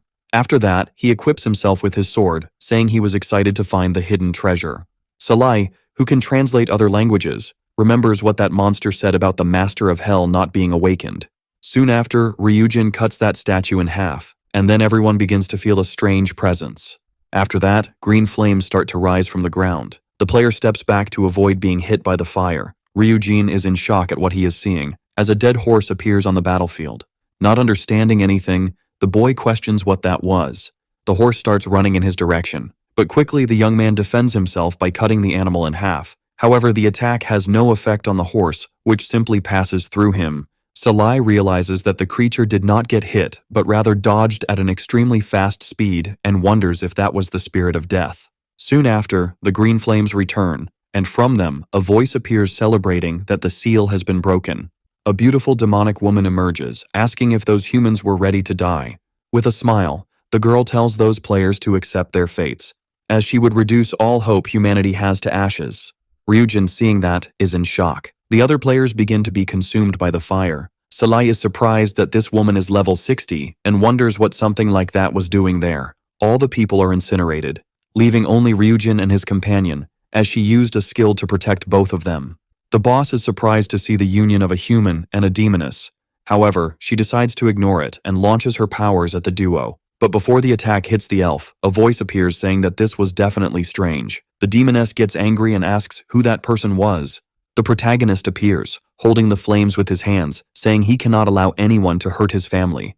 The woman smiles and says she didn't expect a mortal to be able to hold her spear. The young man tells her he is not human, revealing he is the demon king Salai. Soon after, the elf does not believe she is in front of her father. The boy places his hand on the girl's head to comfort her, and says it must have been hard for her to survive all this time alone, but now there is no reason to worry because he will protect her from now on. Upon hearing that, the elf realizes that this player really was her father and questions why he was in a human body. Salai takes his sword, responding that they would talk about that later. But first, he would eliminate Ryujin for having enslaved her. However, the girl steps in front, preventing it. The player even tries to suck up to the protagonist. However, he just kicks him, telling him to shut up. Salai comments that the young man was lucky because they would have to deal with the boss first. The demoness prepares her next attack while mocking the fact that she wasn't expecting a father-daughter reunion. Then she launches her flames, asking why they don't enjoy their time together in hell. The trio manages to dodge without much difficulty. After that, they attack united towards the woman. A huge explosion occurs, however, he suffers no damage. After that, he uses his powers to push the players away from her. On the ground, the protagonist comments that the difference between them was very large and wonders what level that creature was. Suddenly, the demoness disappears before the players, reappearing behind Angel, who was caught off guard. Desperate, the girl screams for her father. But before he can do anything, his opponent pierces the girl's body with her hand. Seeing that, Salai and Ryujin become furious. The two charge from behind the woman, delivering a precise blow to her, causing her to be isolated far away. Ryujin uses his abilities to try to heal his companion, turning to the protagonist, asking him not to worry because he will be able to save her. After that, the woman returns, commenting that that attack was equivalent to a massage for her. The young man begins to feel a sense of power, as it was years ago when his family was put in danger and he could do nothing. Salai gets angry and tells his opponent that she made him have some pretty bad memories. The demoness, in turn, smiles and questions if he has ever encountered anything worse than her. Furious, the boy replies that yes. Right after he quickly charges at his target, the woman is surprised by the young man's speed. Salai comments that the situation was starting to make him angry. After that, the girl's head is struck. The demoness questions how that player dared to hit her face. The boy replies that he would make his opponent experience true hell. Several holes begin to appear in the woman's body. Then the young man realizes he cannot be hit again because he only has 1 HP and needs to hold on for 10 more seconds for that ability to work. He needs to take advantage of that opportunity to deal as much damage as possible in that short period of time. Ryujin observes everything from afar and wonders if even a level 60 boss is incapable of withstanding that player's attacks. After that, Salai continues executing his sequence of strikes, until he makes the demoness fall to the ground, injured. The young man comments that those attacks were very fast and precise, making him start to believe that his colleague is the true Demon King. After that, the protagonist thinks about how good that ability was since it allowed his HP to recover just by dealing damage to the target. However, the boy is hit in the shoulder by one of the green flames. The woman stands up, asking how the young man dares to put her in that situation. Soon after, the demoness reaches her peak of fury, transforming her into a huge creature. The beast claims she will rip out all of the protagonist's organs while he is still alive. Ryujin says that thing is becoming more and more powerful and that if it continues like this, his previous efforts will be wasted. Salai provokes the creature, drawing its attention to him. The monster becomes enraged and says it will kill that player. Then it charges towards the boy. After setting the place on fire, the demon laments having been careless, as it would have been better to torture the boy before eliminating him. However, the young man appears behind it, telling it not to think too much about that since he is still alive. The creature is surprised and asks what he has done. Salai says that the boss's attacks cannot hurt him because, fortunately, he has an ability that can make him invulnerable. Upon hearing that, the monster becomes even more irritated and questions how a weak human like him can withstand its second phase attacks. The boy replies that his opponent doesn't need to know that since it will die anyway, but still decides to share a secret with it, and then reveals that he left something on the creature's body while they were fighting. The boss becomes curious about what it is. Salai tells him it was a card that contains an ability, and that this power has a casting time that has finally ended. The creature says that is nonsense and activates its third phase. However, before it can do anything, the protagonist activates his ability, causing a purple sphere to appear on the beast's chest. The demon screams that this is impossible, for it would never lose to a mere lower life form. After that, the boss is compressed inside the sphere, and then explodes, spraying blood everywhere. The boy in turn says that only lower life forms would dirty the ground that way. Soon after, the system informs that the player has eliminated a level 60 boss, thus obtaining 6,000 dominance points. Salai wonders what kind of reward he will get from that intermediate challenge he unlocked. After that, he holds a stone with a fire symbol that can be used to develop a fire ability. The young man is surprised and thinks he can use that on his bone demon. A group appears that the boy definitely is not an ordinary person. It is precisely Suyi's gang, who asks for the item the boy is holding. Ching Ching pleads with her uncle not to do this because that player saved her life. The man, in turn, says that the girl is very naive and that they need to obtain that occupation no matter what they have to do. Salai realizes that the boy misunderstood everything and that the item does not lead to occupational promotion. 2 high-level subjects were with Su Yi helping him. The player becomes convinced and suggests that the young man try to do nothing with the item and that he saw everything that happened just now. Then he states that if he doesn't receive the item, he will eliminate that girl. Ryujin challenges the man to try to do something with his colleague near him. Sui says that those players are trash compared to him and that the boy won't be able to stop him with his current power. The protagonist starts laughing and says that his opponents are extremely confident. Upon hearing that, the man becomes confused. After that, Salai reveals that Sui was right and that they couldn't stop him from killing Angel. but he questions whether he is capable of stopping him if he decides to kill Ching Ching. The man thinks about how intelligent his opponent is and that it will be difficult to deal with him. Then the demon states that he will give the player a chance, and then proposes that he fight all three at the same time, and if he is defeated, they could take the item without any problem. Ching Ching steps in front of her uncle, telling him not to kill her savior and that there must be another way to resolve this. However, before she can continue complaining, the girl is knocked out. Suyi asks how the girl's father can have such a weak daughter like her. After that, the protagonist advances toward the opponent. However, one of his companions steps in front, activating a shield to protect him. The boy strikes the shield but is still unable to destroy it. Soon after, Suyi uses his magic to shoot fireballs at the young man. However, Salai manages to dodge without any difficulty. One of the man's henchmen emerges from the smoke, hitting the protagonist squarely. The boy comments that he didn't expect that. After that, a roar is heard, and that undead horse appears again. The demon realizes that this being was a creature called a spectral steed, deciding then to run in its direction. One of the men warns his boss that the target was trying to escape. Suyi says he has a bad feeling about what is to come next, and that he will use a special ability against the opponent. A huge fireball is summoned. Soon after, the attack is launched at the protagonist. The boy thinks about how he cannot let the horse escape, otherwise it will be his end. However, the creature, instead of running away, simply kneels on the ground. Salai is curious about what is happening. Ryujin, in turn, is scared of that ability and believes that his companion is probably doomed. The man orders his subordinates to search the player's corpse for the item and use it on Ching Ching to promote his occupation. After that, a roar is heard amidst the dust. After hearing that, the boy questions whether the kid was still alive. The protagonist then appears unharmed alongside the spectral steed. Mounted on the horse, the boy launches an attack. However, that player appears again to activate his shield, but his defense begins to break, making him wonder what kind of flame that was. Salai appears wearing new armor, successfully promoted to a Necro Knight. Sui questions whether that horse was the key to achieving the occupational promotion. The protagonist, in turn, comments that he has always hated riding horses. He then says he remembers discovering a strange motorcycle when he did some research about the human world, and that it would be great to have one of those in that situation.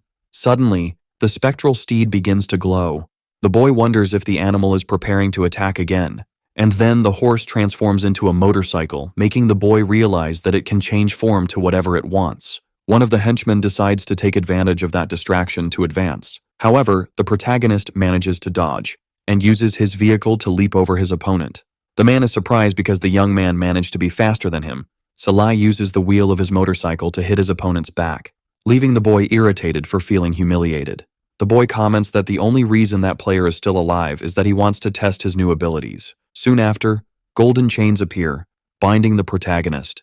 Suyi says it doesn't matter if the young man has already gone through the promotion because everyone there had already gained their occupations, so he still wouldn't be able to win. The two henchmen activate their special abilities and head toward the boy who was chained.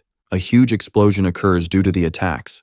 However, Salai manages to free himself in time to withstand the blows from the two players, and says it was his turn to use his strongest ability. Soon after, he uses that stone he obtained to evolve his fire magic. Blue flames begin to appear on the boy's body, but instead of burning his enemies, they freeze them. The man is confused about what is happening. After that, the protagonist stretches out his hand, completely shattering his frozen opponents, gaining 140,000 XP and reaching level 26. Salai mocks Soyi, who has also been frozen. The player in turn admits his defeat and tells his opponent to shut up so he can kill him once and for all. However, before doing that, the boy reveals that he has unlocked another ability. Upon hearing that, the boy becomes scared and questions what power he is talking about. The young man then has a skill called soul summoning, causing those henchmen to come back to life as puppets. Next, Salai orders them to finish off their former boss. As he is attacked in the throat, Sui wishes for his opponent to have a miserable death. With a smile, the protagonist reveals that he can only use that skill on dead players, and he discloses that anyone killed by his summoning will also turn into a zombie. After that, the boy gets excited because apparently he has become stronger. By eliminating Suyi, the boy evolves even further, reaching level 28. The demon says he is getting closer to achieving his revenge. Angel and her companion approach, stating that even though Salai is in a human body, he remains powerful. Soon after, the protagonist lands a kick to Ryujin's face, throwing the boy away. The young man says he does not trust the player because the leader of his guild is one of the players who killed him. After that, the boy asks Ryujin to give him a reason to trust him, and depending on his answer, he would kill him. The boy in turn says that his goal is also to kill Li Jiyu. Upon hearing that, the demon is confused because he thought the player was being trained by his leader. Then Angel says that her colleague is being truthful. Ryujin explains that Li Jiyu sent him there because of his ability. After that, he reveals that he has a skill that no one else has called Mimic, which allows him to examine and learn the powers of other players. To do this, he needs to meet conditions, starting with a hand touch from his target, but the person cannot have a higher level than him. And lastly, he can only learn one skill from each occupation. However, when he examined Li Jiyu's abilities, he found them somewhat extraordinary. This power can only be activated once with the caster, being able to be linked to a corpse and inherit each statistic that the original owner of the body has.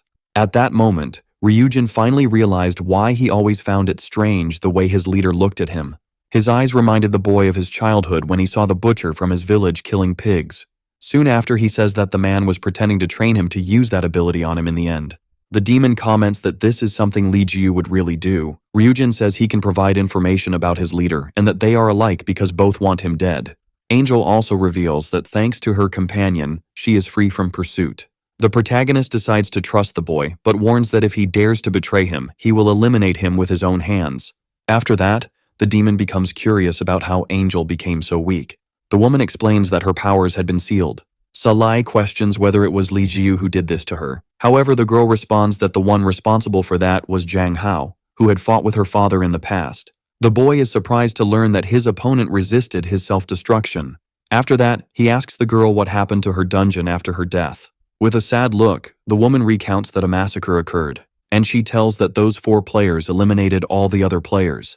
The young man then questions what happened to her people. Angel reveals that some of them were captured and became slaves like her, but luckily others managed to escape from the players and are in a safe place. Salai asks if the fall of her dungeon meant that they had escaped to the human realm. However, the girl replies that no, and they are still in the dungeon, because the place has not closed since the Demon King died. The protagonist asks why that happened, and his daughter says it might be because he has been alive all this time. Then Angel says that with their current strength, it would be almost impossible to go there, because Zhang Hao is the one guarding the entrance. Qing wakes up from the blow she received, and asks where her uncle and his henchmen are. Salai says they are fine. The girl breathes a sigh of relief and thanks the boy for sparing Soyi. However, the boy explains that he was trying to say that the girl's uncle, along with his colleagues, are fine in hell. Qing asks why the boy did that. The demon says it was they who started the fight and that she should be grateful he didn't blow their corpses to pieces. Crying, the girl says that her uncle and the others were good people who always helped others. Salai tells her that if the young woman hasn't realized, those good people had killed several players. Ryujin then realizes the reason he hasn't seen many people yet. The protagonist says he believes Suyi was afraid the girl wouldn't be able to get her occupation, so he decided to reduce the competition. Qing panics and accuses the boy of lying. The boy in turn asks the girl to believe what she wants and that he is already leaving. Angel asks her father if he would let the girl go since those people were very powerful and that maybe she would tell someone even more. However, the demon says it was fine if someone came to him seeking revenge. 3 days later, the protagonist is walking down the street with his younger sister. Everyone on the street comments as the boy passes by them, leaving him very embarrassed. In a newspaper, a woman is talking about the occupation that was achieved by Zhou Qing. At the dungeon exit, the protagonist shares that they fought against the boss together. The head of the player association asks who got the occupational promotion. Without thinking twice, Salai responds that it was him. Everyone there falls silent upon hearing that. With a smile, the demon feels happy because clearly those guys did not like that news. However, everyone starts surrounding the young man, asking him to join their guilds. Salai does not blame those people because after all, even he would like to recruit someone with a legendary occupation. Besides, Qing also did not tell him the truth. Joe Xiao complains that her brother is not paying attention to her. The boy smiles, apologizing, and says he was lost in his thoughts. The girl comments that since he became a player, he always seems lost in his mind, and that her only wish is for him to be happy. The protagonist says he is happy as long as she is. The girl gets excited and says she will do her best to be happy. Right after, she runs off saying she wants to go to the park. However, she ends up bumping into someone. Joe Xiao compares that person to being as hard as steel. A man with white hair appears, apologizing, and asks if the girl got hurt. The girl in turn replies that she is fine and that it was entirely her fault. However, Salai does not like what he has seen at all. Joe Xiao notices that her brother has become agitated and asks if he is okay. The boy then replies that yes and apologizes to the unknown person because they were talking without paying attention to their surroundings. After that, the man comments that he also has a sister who resembles that girl a lot. He then turns to leave and says it was nice talking to them. Salai realizes that the guy was just a level 10 warrior but questions why he feels intimidated, making the protagonist curious about who that boy is. Meanwhile, that man enters a strange neighborhood, coming across a player sitting on a bench, who quickly tells the guy not to come closer because that is not a place he can stay. The man asks if that was the Wolfgang's territory because he has something to discuss with the boss there. After that, the player gets irritated, questioning how he knows about that place. The boy then apologizes for the intrusion. However, his apologies are interrupted by a punch to his face. The guard says they would only enter there over his dead body. Soon after, the man gets up, saying he was already planning to do that from the start, and that he will send that player straight to hell. After a while, a group of players arrives at the scene and finds a horrifying sight. One of the men leaves the place disgusted. However, a boy comments that people massacred by monsters end up in worse states than that. After that, outside, the man recounts that all the members were from the Wolfgang, and that this seems to be the work of a killer. His colleague comments that this player hunter is going too far and that his victims have already surpassed 10. Then he notices that the gang leader had been twisted like a pretzel. Upon hearing that, the man realizes that this scene is different from the others because this time the victims showed signs of torture, and says that whoever did this probably had a reason. After that, a boy asks if his colleague has heard of violet blood, and he, in turn, replies that he does not know what it is. The boy then explains that it was a hallucinogenic drug that the Wolfgang was selling. After learning that, the man asks if his colleague is implying that the culprit was seeking violet blood. The young man says he is not sure, but if it is confirmed, then that case will be complicated because the superiors had discovered the mentor behind the drug, but cannot do anything about it. Upon hearing this, his companion becomes frightened by the fact that perhaps an awakened player is behind it. The boy, in turn, reveals that the one who created the violet blood was the insect king named Cheon. Ching Ching passes through a portal with a sad look and apologizes to her father for not being able to complete her mission. The man says it is all right and asks if Suyi has died. That person was Zhang Hao, who laments the loss of such a useful ability. He then says that apparently he will have to do some cleaning again. Some monsters advance toward the angel, who says they will not simply give up. The man says those creatures have been after him for years, but the only person he is waiting for has not yet appeared. After that, he activates his armor, and a strange symbol appears in the sky. Zhang Hao throws his spear of light toward the monsters. A trail of destruction is made, leaving no living being in its path. Nearby, a group watches from afar, lamenting yet another troop being eliminated, and that they are losing many subordinates in recent years. A girl says it doesn't matter if only one of their soldiers passes, because she is sure she feels something. While holding a heart, the girl says the king is waiting for them on the other side. That young man is lying on the grass, observing the photograph of a beautiful woman, and tells the lady to wait for him because he has finally found her trail. In the Wolfgang's hideout, the young man questions the leader about the whereabouts of someone named Park. Cheon replies that the only thing he knows is that he will be participating in an auction next week. Soon after, the boy grabs the leader's arms, who in turn becomes frightened and questions what he is doing since he has told everything he knows. The young man says he was washing the sins of the gang leader. After that, he shatters the man using only his hands. On the lawn, the boy says that in a week, he and that woman will be free from that eternal pain. Although they have different goals, those two who met only once ended up being brought together by fate. After a while in a gym, the protagonist is dueling with Miiamoto. The woman comments that her colleague has become more powerful since his promotion, and that now his normal opponents will be nothing to him. Salai tells his companion to stop playing with him and start giving her best. Miiamoto admits to having taken it easy on the boy, but says that if she attacked with her full strength, she would turn the whole place to dust. The boy then questions why they don't train in an empty location. Soon after, the two go to an area away from the others. The girl asks if her colleague is ready because she is going to hit him with her maximum strength, and that could end up killing him. The demon, in turn, pulls out his sword and says that his colleague can advance at will, and asks her not to disappoint him with weak attacks. Salai thinks about how he needs to know the size of the difference between him and an awakened player. Miiamoto raises her sword with a purple aura around her body, then she unleashes her attack. But the protagonist manages to dodge just in time. He wonders why he was feeling a sense of death, and is glad he activated his invulnerability skill in time. After that, a light appears beneath the boy, making him realize that the attack was able to cut through the clouds in the sky, and the ground beside him received a huge gash. Salai is frightened, thinking that if that was the power of an awakened player, then it meant he was not even close to that level. The girl asks her companion not to worry too much about the gap between them. However, even so, the protagonist punches the ground in fury, because Miiamoto was already much stronger than him, even being a newly awakened. Realizing that probably those he faced in the past must be stronger than before, the woman begins to regret using all her power because now her companion's pride was hurt. After that, she decides to comfort him to leave a good impression. The boy, in turn, understands that he needs to get stronger to catch up with his opponents. Soon after, he tells the system to activate the search for challenges, and then the boy is teleported. Miiamoto wonders where he is going. After that, he realizes he is in a human facility, and wonders what the code means. Suddenly, an explosion occurs, destroying the place. The protagonist is curious if that was an attack from the challenge monsters. A player appears before him, saying he had detected monsters. Looking at his hands, the boy realizes he has changed, and questions what has happened to his body. After that, he notices through the reflection of a broken glass that he is now a goblin. He wonders why he is transformed into a monster.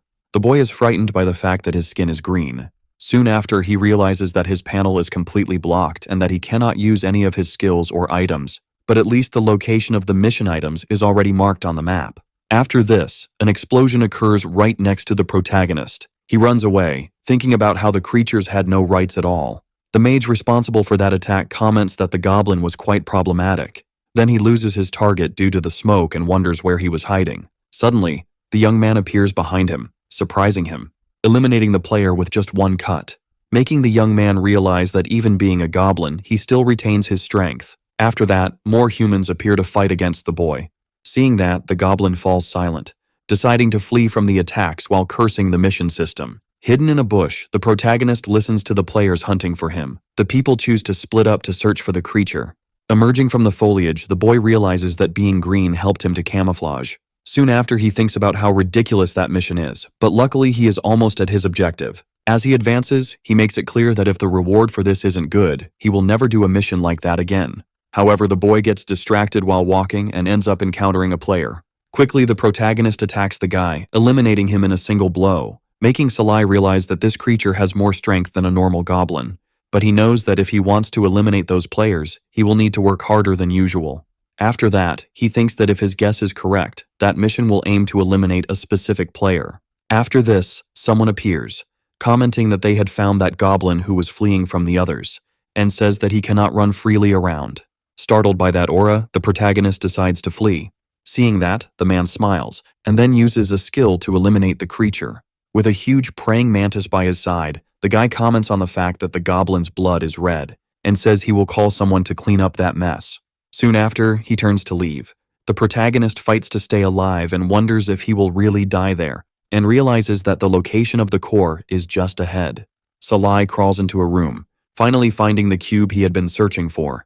The young man asks if it was the Chimera core. After that, the cube begins to dissolve, joining with the protagonist's body. The system informs that the fusion has been successful and that the final mission has been unlocked, which is to protect the core for 1 hour. After this, the goblin's hand begins to change. 2 players call out to the area after following a trail of blood left by the monster. Salai advances towards the boys. The boy grabs the heads of both and crushes them with a single movement. Suddenly, the bodies of the 2 players begin to merge with the goblin.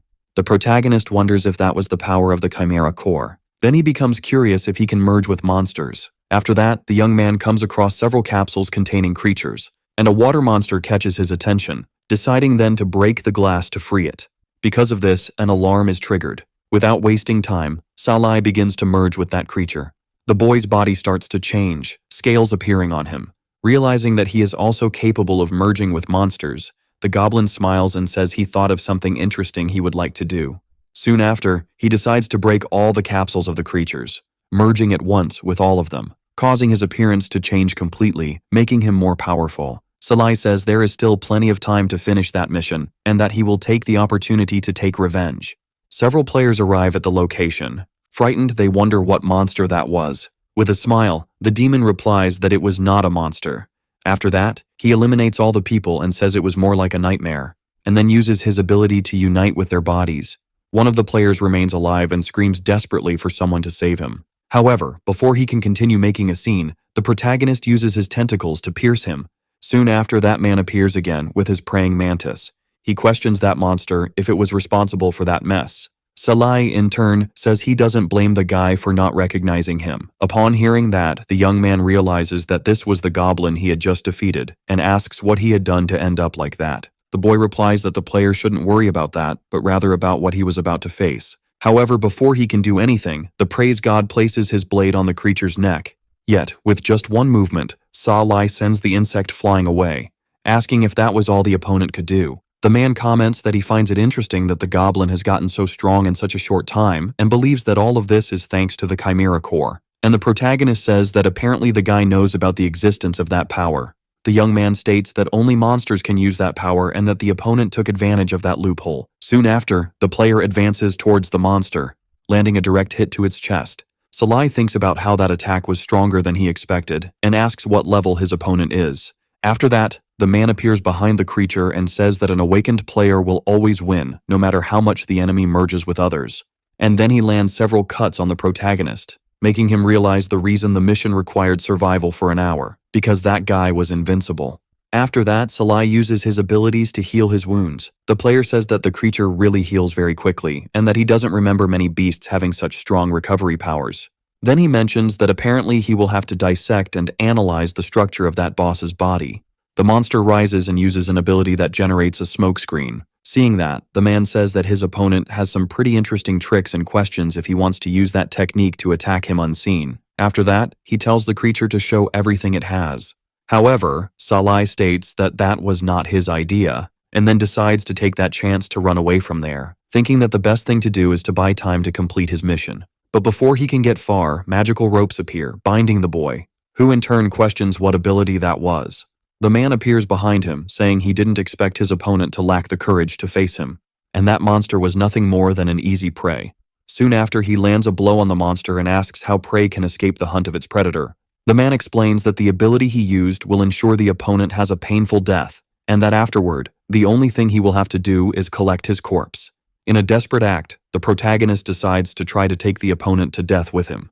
A huge explosion occurs. However, the man remains unscathed and says that was disgusting, and that creature had dirtied him all over. But he notices that the goblin was still there, albeit in a smaller version, which in turn says that the human will get what he deserves for underestimating him. Afterward, the young man's skin begins to peel, which ends up irritating him, and he says he will make the monster experience a fate worse than death. Soon after, he uses an ability that makes insects come out of his mouth. Salai begins to comment on that ability while being consumed. The man questions what the monster was murmuring, and the goblin, in turn, replies that he was making a mental record of the boy's information to find and exterminate him. Upon hearing that, the player starts laughing and says that Goblin has a very big mouth.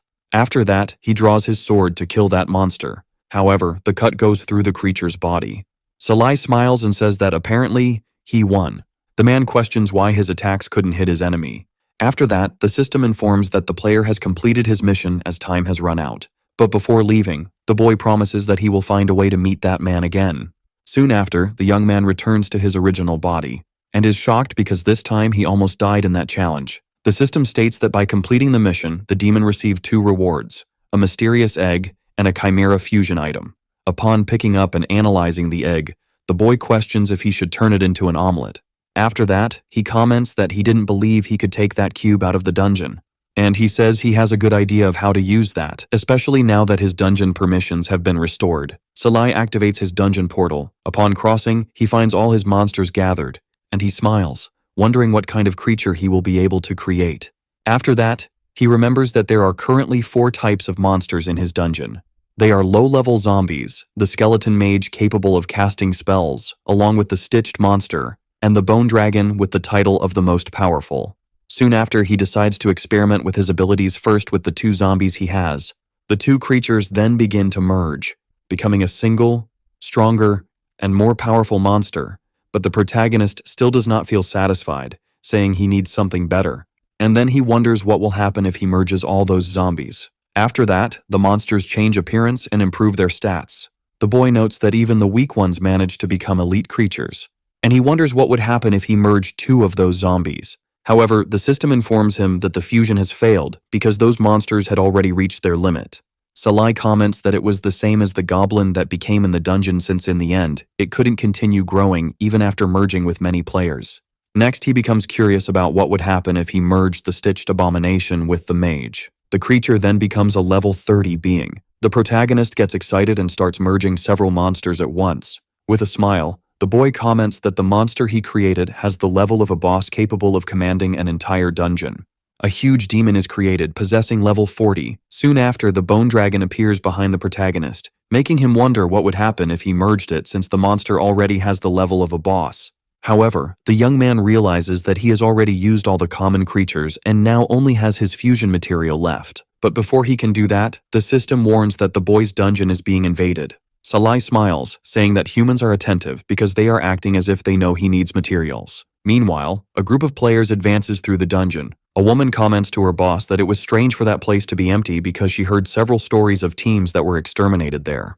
The man, in turn, says he paid a fortune to get a guide about that dungeon and studied everything carefully. He then explains that they would first encounter low-level zombies that are very easy to deal with. The boy spots some shadows approaching and says that will be perfect for gaining experience points. After that, the players advance confidently. However, upon entering the fog, they are quickly thrown back out. The group leader questions if his companions are that weak since those were just low-level zombies. One of the boys clings to his leg and asks if the man knows what the words low-level mean, because those were zombie kings that only appear in some high-level dungeons. Seeing those creatures, the boy gets scared and wonders what good it is to have a guide if the information is wrong. After that, the woman in the group tries to flee, saying that this dungeon was completely different from what she had heard. But before she can escape, she is attacked by flames. The leader, in turn, asks everyone not to panic and to be careful, because that attack must belong to a stitched monster and everything will be fine if they accept its weak point. However, instead of the expected monster, the boy encounters a huge creature. Everyone in the group turns pale with fear, wondering why a monster like that is there. The leader starts crying, saying he wants to go home. After a while, the protagonist arrives at the location where the bodies of those defeated players were, and he smiles, saying it's time to start the merging. The players begin to be erased, to be used in the bone dragon. Salai says he is really excited to see what kind of monster will be born from that. Soon after, a huge light appears, and that horrible dragon becomes a beautiful woman who asks what her master's wishes are. The young man is surprised to see that the boss has evolved into a higher-level monster with self-awareness. After that, the girl approaches her master, asking him to give her a name. Salai starts thinking of a good name, deciding then to name her Supreme Invincible Sky Devouring Dragon. Upon hearing that name, the girl just laughs nervously. Next, the protagonist decides that he will not use that name because it is too long and that just dragon is good enough. With a seductive look, the woman asks if her master has any orders for her. However, the demon thinks about how strange that was and that perhaps his colleague developed that personality after merging with those players. After that, the protagonist tells the girl that they would fight because he wants to see how strong she is. The woman in turn asks if he is asking them to fight in bed. Salai gets irritated and tells her to take it seriously. Right after, he advances towards her, telling her not to be a pervert. But the dragon easily defends herself and tells the boy to give it his all. The young man thinks about how the girl did not seem to be taking him seriously. After that, the demon uses his blood explosion ability and charges towards his target. However, the woman manages to dodge again and decides to take the opportunity to activate the dragon's roar. The protagonist steps back using his regeneration powers and wonders if that was a control move. After that, the woman disappears right before his eyes, appearing behind the boy. However, instead of attacking him, the girl simply gives him a hug from behind, asking if he was satisfied. The boy thinks about how his colleague has insane speed, even keeping up with him while he used his blood explosion. Then the protagonist steps away from the hug, asking if that was all she had. The woman, in turn, thinks that she cannot let her master see her using her true extent of power. However, she decides to lie, saying that she would give it her all. After that, the boy notices that 3 new abilities have appeared on his panel. The dragon's roar significantly increases the accuracy of his other abilities. The elemental explosion is like a double-edged sword, just like the blood explosion, but if he combines it with his magic attacks, it would be like a ton of magical damage. Indomitable is another life-saving ability that greatly increases his margin of error. Soon after, the protagonist says that the next day will be the auction of his items from his past life, and that this time he will reclaim everything that is rightfully his. Somewhere else, that player whom the protagonist met in the goblin life is with a colleague. Holding a vial, the man says that it was a very lamentable sight. Park Richwan questions if his subordinate was trying to say that all the channels had been destroyed. Wounded, the player tells his boss that he met someone crazy. The man realizes that the subordinate had been followed and mentions that he has an auction to conduct and does not want any unnecessary problems at the moment. Upon hearing that, the young man panics and starts begging his boss to let him explain his side. His skull begins to be crushed, and he pleads for one more chance. However, the player's head explodes, and an insect emerges from the boy's body, right after someone enters the room. It is precisely that guy who had exterminated the Wolfgang, but with a more muscular appearance. Park Richuan remembers asking his subordinates to eliminate that guy, and asks how he is still alive. The man in turn gets irritated and questions how someone who just got beaten by goblins is acting so arrogantly. After that, he tells the boy to return a person to him, and if he does, he will have a quick death. The man charges towards his enemy, landing a blow to his chest, causing him to be thrown out of the window. The player takes the opportunity to attack him again, throwing him even further away. Park Richuan decides to retaliate by grabbing a weapon and firing at the boy. However, the blade only grazes the boy's face. Soon after, the man decides to advance fearlessly towards his opponent. Park Richuan, in turn, questions how the opponent has that power since he is just a common berserker. The young man comments that the reason is obvious, and reveals that he is now an awakened player. Upon hearing that, the man is indignant because the enemy was at level 30 before, far from what was needed to awaken, and questions how he managed to survive his subordinates. The boy explains that he learned that the condition to awaken the berserker's hidden class is enduring torture without dying, and that despite being on the brink of death, he still managed to successfully awaken the furious warrior. Soon after, he uses an ability called Scarlet Explosion, causing enormous destruction. Park Richuan realizes that the opponent's power has increased again and asks how he is doing that. The boy explains that as long as he continues to make kills, his strength will keep increasing non-stop for a short period of time. After that, he says he will give the player one last chance to say where his partner Xiao was. However, the man responds that he will not reveal that information to him. Upon hearing that, the young man states that he will find who he is looking for in another way, and that his enemy will be able to die.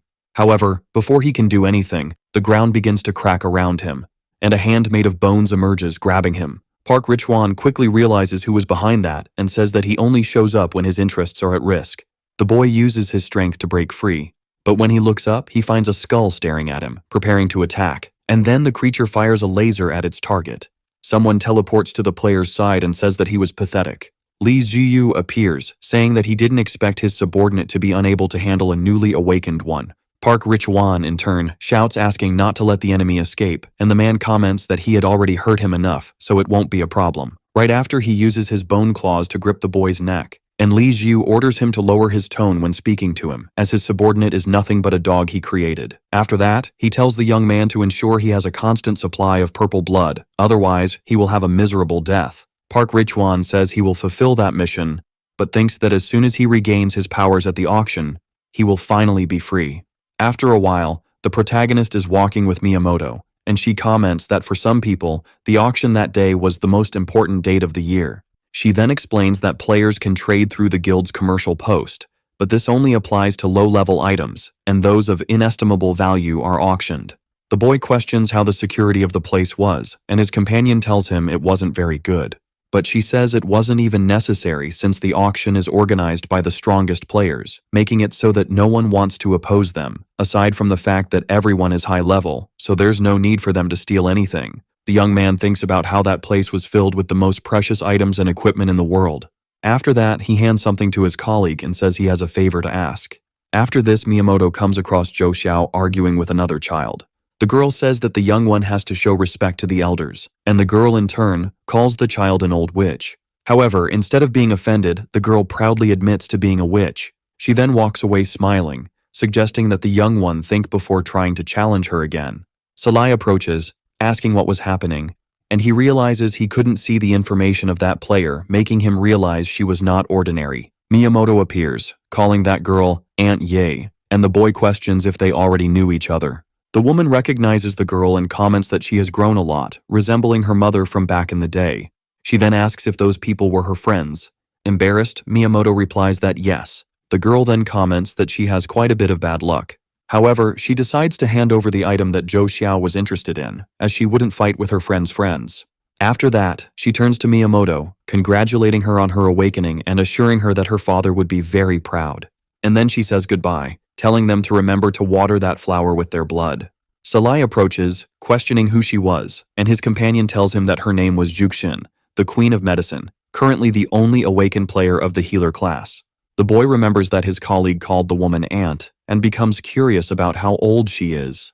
Miiamoto explains that she is the same age as her mother and must be in her 50s. After that, she tells the boy that her sister and Juxin were arguing about an item, and that judging by the way her aunt was eyeing it, it was definitely not something common. The young man asks Joe Xiao why they were fighting just now.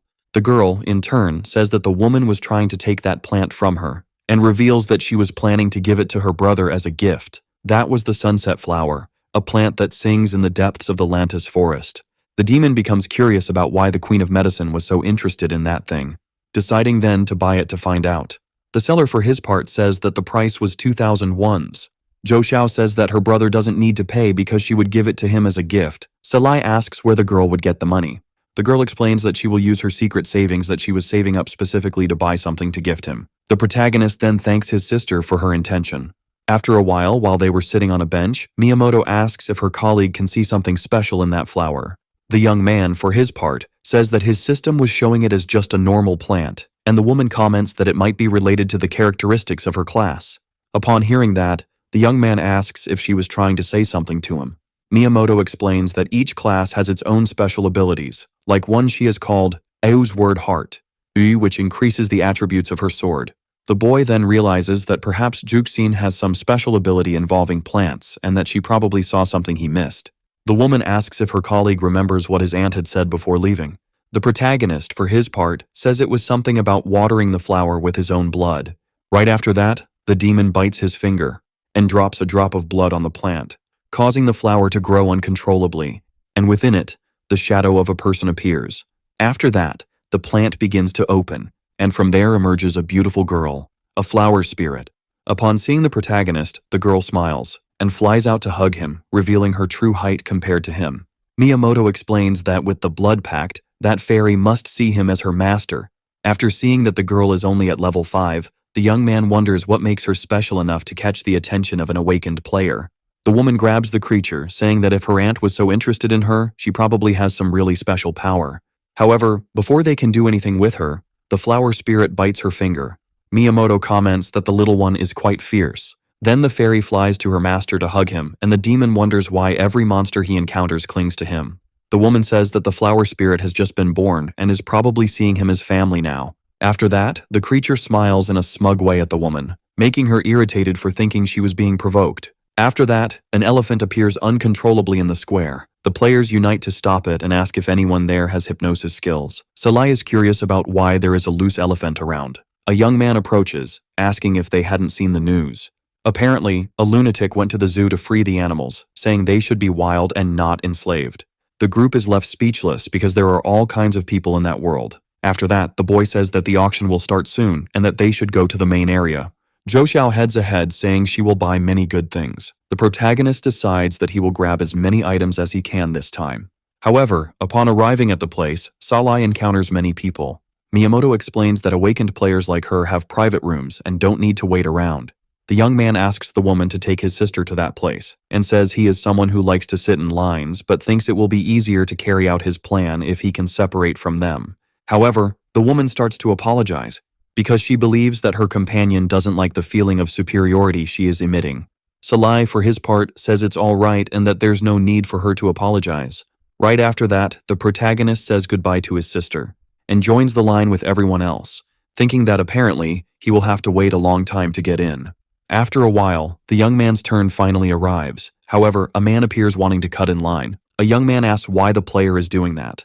The guy introduces himself as Shui Ting, a member of the Dragon God Guild, and questions if they want to become his enemies. Everyone in line is startled upon hearing that threat. The man then turns to enter but is held back. Facing the protagonist, Shui Ting asks if he has a problem. Salai recognizes that the guild the young man is talking about belongs to Liu Yi. After that, she smiles, saying she has admired the man for quite some time. The player starts laughing and says that the young man knows how to show respect, and that everyone there should learn from him to become great one day. After a while, the man is whistling in the bathroom, and says he was curious about the items that would be at the auction this time. However, before he turns to leave, he receives a blow that pierces his chest. After eliminating his enemy, the protagonist says he needed a corpse and that luckily, the guy fit the profile. A little before the event starts, the protagonist tries to pass by the others carrying Ting, inventing that he was drunk. Then the boy starts to think that he hopes the plan goes as expected. After that, he sees the place where Miiamoto and his sister were.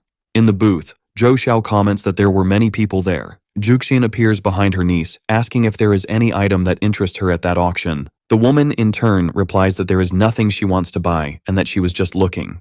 Joe Xiao interrupts, telling the girl to stop bothering her friend, and Juxin then questions if the girl was jealous. Soon after, Park Richwan appears, asking why they were shouting. The woman calls him a sick bastard. The man gets irritated, saying he never forgot the fact that the girl never bothered to treat his injury and that he wouldn't mind eliminating her from the list of awakened players. With a dark look, Juxin says she will kill him. A person appears asking the two to fight.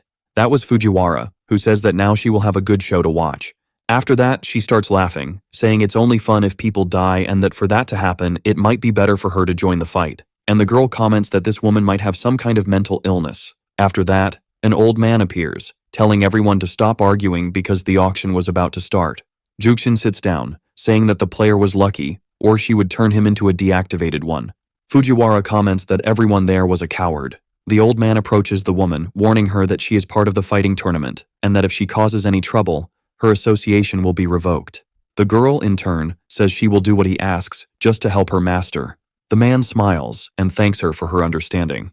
Joe Xiao questions if his brother would end up like those people after awakening, and his colleague replies that he wouldn't.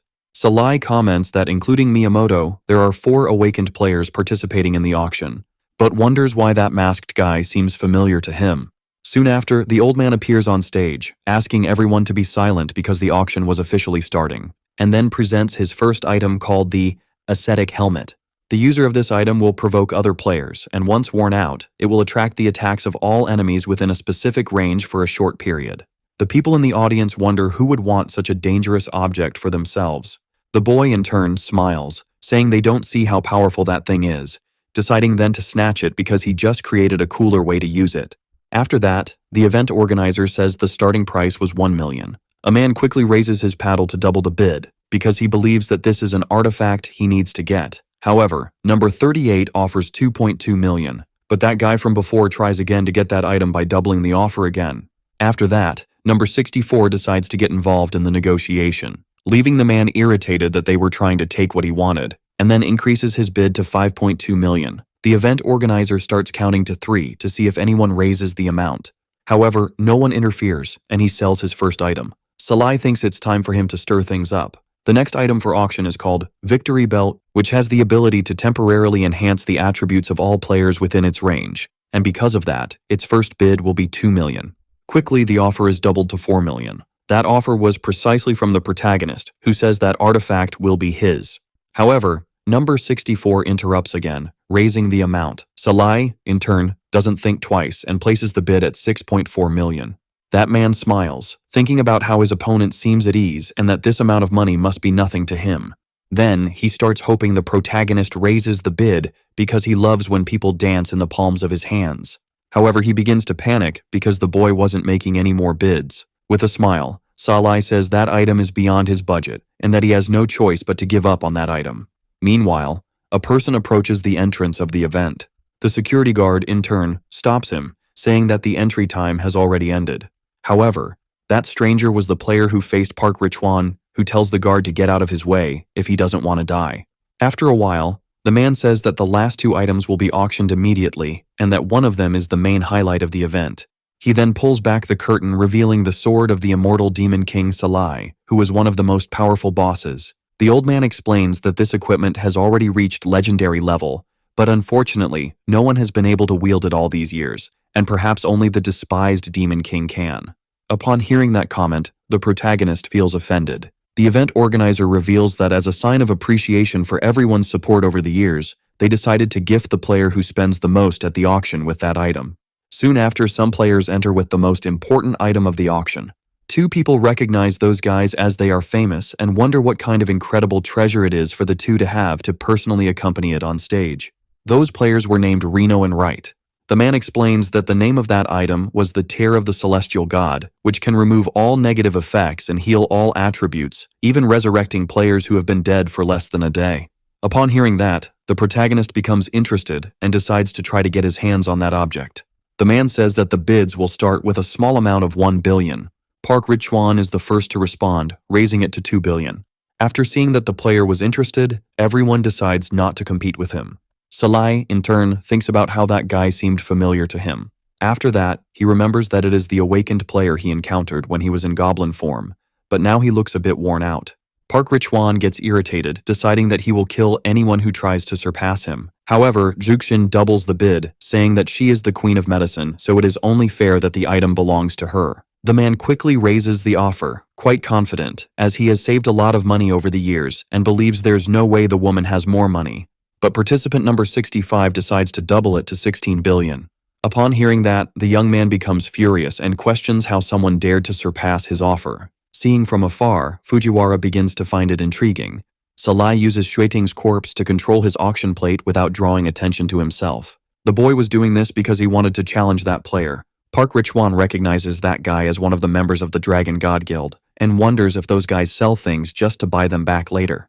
After feeling disrespected, the man raises the bid to 20 billion. However, Juxin increases it by another 5 billion. Salai does not fall behind and quickly doubles it. Soon after, the bids keep increasing non-stop, reaching numbers of 100 billion, leaving the event organizer impressed. As in previous auctions, the highest bid was only 50 billion. Park Richuan thinks that if he doesn't get that item, he will be suppressed by Li Jiu forever. The protagonist smiles as it was almost time to put his plan into action. After that, the man begins the countdown, while those players observe the entire auction from afar, and then the old man completes the sale, causing the young man to start his plan. Soon after, purple lightning appears above the stage. People become frightened, wondering if it was a dungeon. Salai thinks about how he will use his level 30 dungeon to hide the items and that those high-level players will not be able to enter as he just needs to close the entrance. Blue flames begin to head towards the event organizer, but Wright quickly uses a shield to defend him and says there's nothing to worry about because that dungeon is low level and he can handle it alone. A being emerges from the portal, saying that those humans were very arrogant. After that, something falls from the ceiling, hitting the stage. It was precisely that player who decided to show up. Park Richuan wonders how that guy had the courage to chase him all the way there. The protagonist also recognizes that man and questions what was happening. Soon after, the guy tells Park Richuan to come to him and says he will expose his hypocrisy there. The man steps back, thinking that the guy was completely insane. Quickly, he grabs his phone, wondering if that man knows whose territory that is. Somewhere else, Liu Yi receives a call from the auction organizer and mentions that he was disturbed at the moment. After that, he approaches a person accompanied by a lion, saying that he was seeking revenge, but causing problems in his territory was messing with his reputation. That guy was Matt, the leader of the wolf spirit, who says that the gentleman organizing the event might be trying to call him to report a death and that there's no need to answer. He then states that the man possessed an ancient dragon and that he would free it because those animals must return to nature. Liu Yi, seeing that, comments that the guy was problematic. At the auction, the old man wonders why his boss isn't answering and decides that the best thing is to leave there. After that, the player says that Park Richuan will have to explain himself to everyone. And then he recounts that he kidnapped his sister and used her as a production device for purple blood, treating her like cattle. A man questions what that purple blood was, and his colleague explains that it was a hallucinogen and that there are rumors that many use it. The young man explains that this blood also has the ability to transform ordinary people into players, increasing the number of players. Hearing all of this, Salai wonders if there is something like that. Soon after, the man reveals that Park Richuan was using the purple blood to control the newly born players.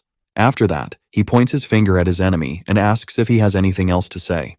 The young man in turn takes the blame, but says that everyone there voluntarily accepted the experiments with the purple blood. After that, he reveals that the man's sister was nothing more than a monster that escaped from a dungeon into the human world. All the people there start commenting on the subject and wonder if that guy was crazy for considering a monster as his family.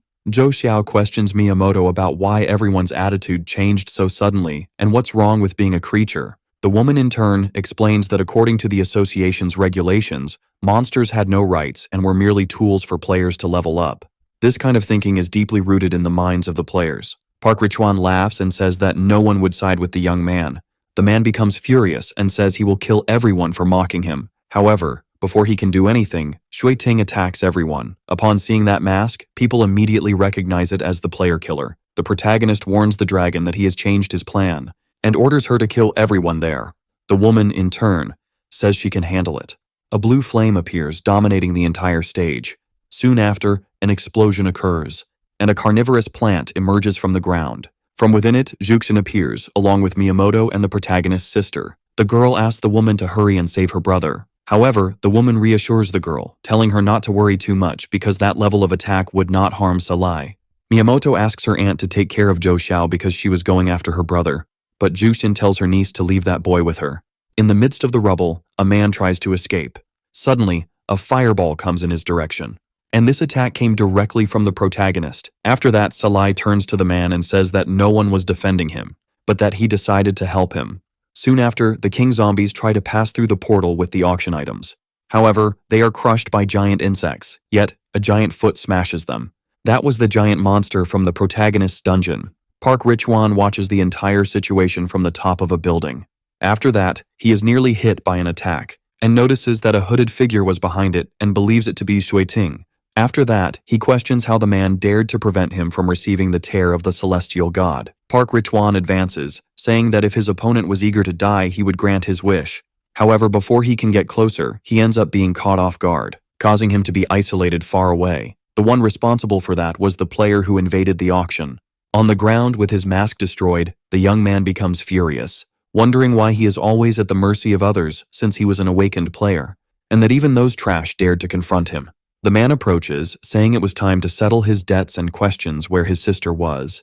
Soon after, the conversation is interrupted by an ability that cuts the protagonist in half. Before she can be hit as well, the dragon protects herself. However, Salai remains alive and thinks that fortunately he has his invincibility power. Miiamoto appears wielding his sword, irritated with a piece of the protagonist's clothing in his hand, and wonders how they dared to kill Zhou Qing.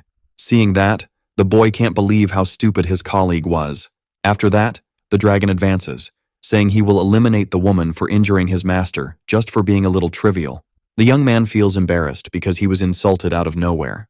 Soon after, the women begin to fight. The man approaches Salai, saying they had caused a huge commotion and that the game's masters would probably arrive soon, so they needed to finish this quickly. But before they do anything, Park Richwan starts running to try to escape, and the demon in turn uses his ability called Dragon's Roar. That player seizes the opportunity to advance, cutting the enemy in half. However, he realizes that the body was fake. Seeing that, the protagonist wonders if the boy managed to escape. After that, Park Richwan appears behind them, shouting that those words do not exist in his dictionary. Holding a vial in his hand, the man says that after healing his wounds, he would make everyone there turn to trash. The player then starts to drink what was in the item, and the boy quickly advances to ensure his enemy does not succeed. However, his punch is caught, and Park Richwan says it was to teach him how great the power gap between awakened players can be. Then he hits the man with a punch to the stomach. The boy decides to take the opportunity to unleash a series of attacks. With his opponent on the ground, Park Richwan says that his opponent is someone very illusory and asks if he really believes he can save his sister. After that, he grabs one of his insects and says it was time to parasitize him, and that from now on, he would be his dog, having the sole purpose of obeying him. But before he does anything, a voice comes from behind him, saying that was enough. Near his sword, the protagonist questions if the opponent thought he was the only one who wanted the auction items. With a smile, Park Richwan asks if the young man thought he was the demon king Salai. The boy breaks the glass of the capsule that held the weapon. Holding the sword, he replies that it was exactly that. And now that Park Richwan knows, he only has the option to kill him to keep the silence. Soon after, a portal begins to open in the sky of the city. Miiamoto can feel that aura even from afar. The player, in turn, starts to sweat cold with fear of what he was seeing. At that moment, hell was empty, because the demon was among the humans.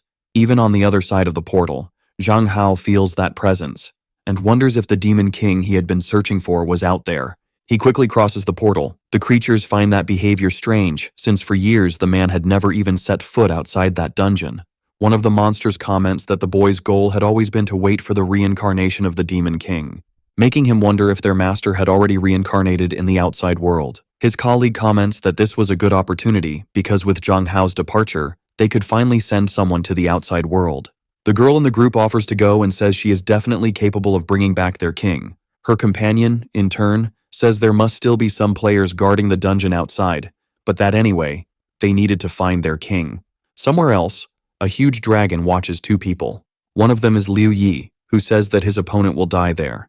Matt, who is also heavily injured, comments that something about his adversary was not right because the power he possesses is beyond that of a normal player. The man makes his dragon prepare an attack and says that from that day on, there will be one less awakened. However, before he does anything, the boy feels a terrifying presence and questions if he had returned. Matt seizes the chance to change form, transforming into a small cat. Then he curiously sniffs if his opponent was referring to the fearsome Salai. The feline decides to take advantage of the opportunity his opponent gave to escape.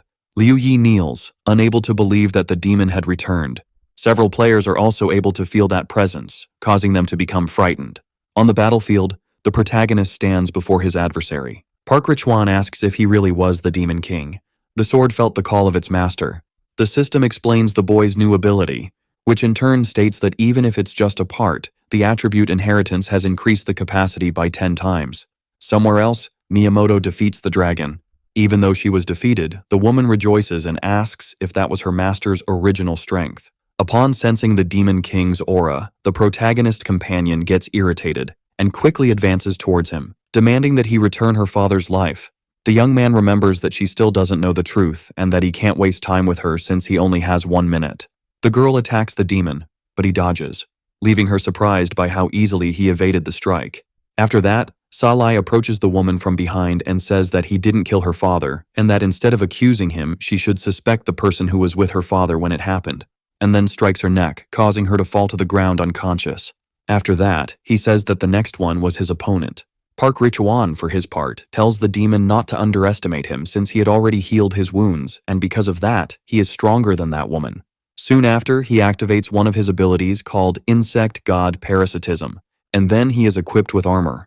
The player says that Salai will die by his hands and that he was really looking forward to the rewards he would gain for killing him. Park Richuan advances, landing a kick to his target's face, and without wasting time, he activates his wings, unleashing a flurry of strikes. However, before he can continue, he is grabbed by the neck. The protagonist slams him against the ground and says that it was now his turn. Desperate, the young man asks his opponent to wait. After that, he uses an ability that creates a tornado, which ends up causing massive destruction. With the enemy eliminated, the protagonist says that the count of awakened players has decreased by 1 more. Soon after, Salai deactivates that form of his. That player approaches, saying that the boy shouldn't have killed Park Richuan since he was the only one who knew where his sister was hiding. The dragon questions who that man thought he was to give orders to his master. Salai reassures the young man, telling him that the opponent was still not dead but must have suffered some fatal injuries. The young man starts to believe that even more since there was no death experience notification. Nearby, Park Richuan in insect form feels frustrated because he was forced to use his only ability to save his life.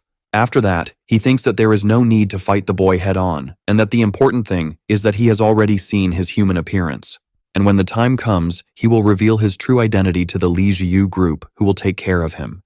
The insect turns around upon sensing someone's presence behind him, then approaches the group laughing, telling them to prepare to die, because they didn't expect there to be another awakened player there, who was precisely Fujiwara. Seeing the woman, Salai thinks about how careless he was because he forgot about the other awakened players at the auction.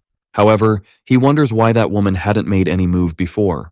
Park Richuan asks his companion for help to defeat those people. But with a threatening look, the girl comments that the player was too noisy and tells him to shut up. After that, she restrains the insect using an ability called Dark Prison, and decides to propose a deal with Salai. The boy, in turn, questions what the purpose of that is.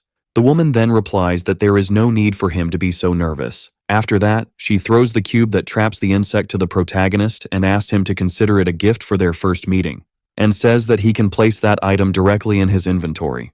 The dragon suggests to his master not to trust that girl since she must have other intentions and comments that if they combine their strengths, they would have a chance to win. Upon hearing that, Fujiwara starts laughing and asks if they were using Park Richuan's level of ability to judge her.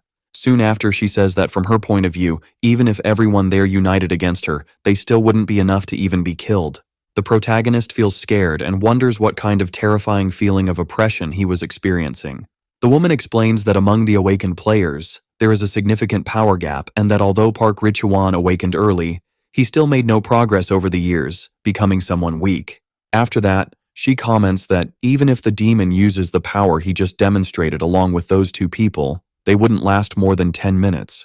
Outside the fact that the protagonist doesn't have much time since someone would arrive soon, he then advises the young man to escape quickly because the guy talking isn't as easy to deal with as she is, but he doesn't have to worry about him since he would help him hide his true identity. Salai in turn asks why he should trust her. Fujiwara then replies that if he wants, he can choose not to believe her. After that, she disappears, asking the demon to meet her in 10 days to discuss the details of the agreement. The boy thinks about how he has no other option but to play along with her. Salai orders her companion to move all the auction items to her dungeon since she still had some things to resolve. Soon after, that player approaches asking to hand over Park Richwan, but the young man asks to keep him with him because he has a way to make him reveal where his sister was imprisoned. The man then says that if he helps find his sister, he would repay him with his life, even though he is the Demon King. After a while, the protagonist takes Miiamoto and tells the young man that for now they would separate, and advises him to hide for the time being since the association would surely start a search throughout the city for him. After that, the player heals his wounds.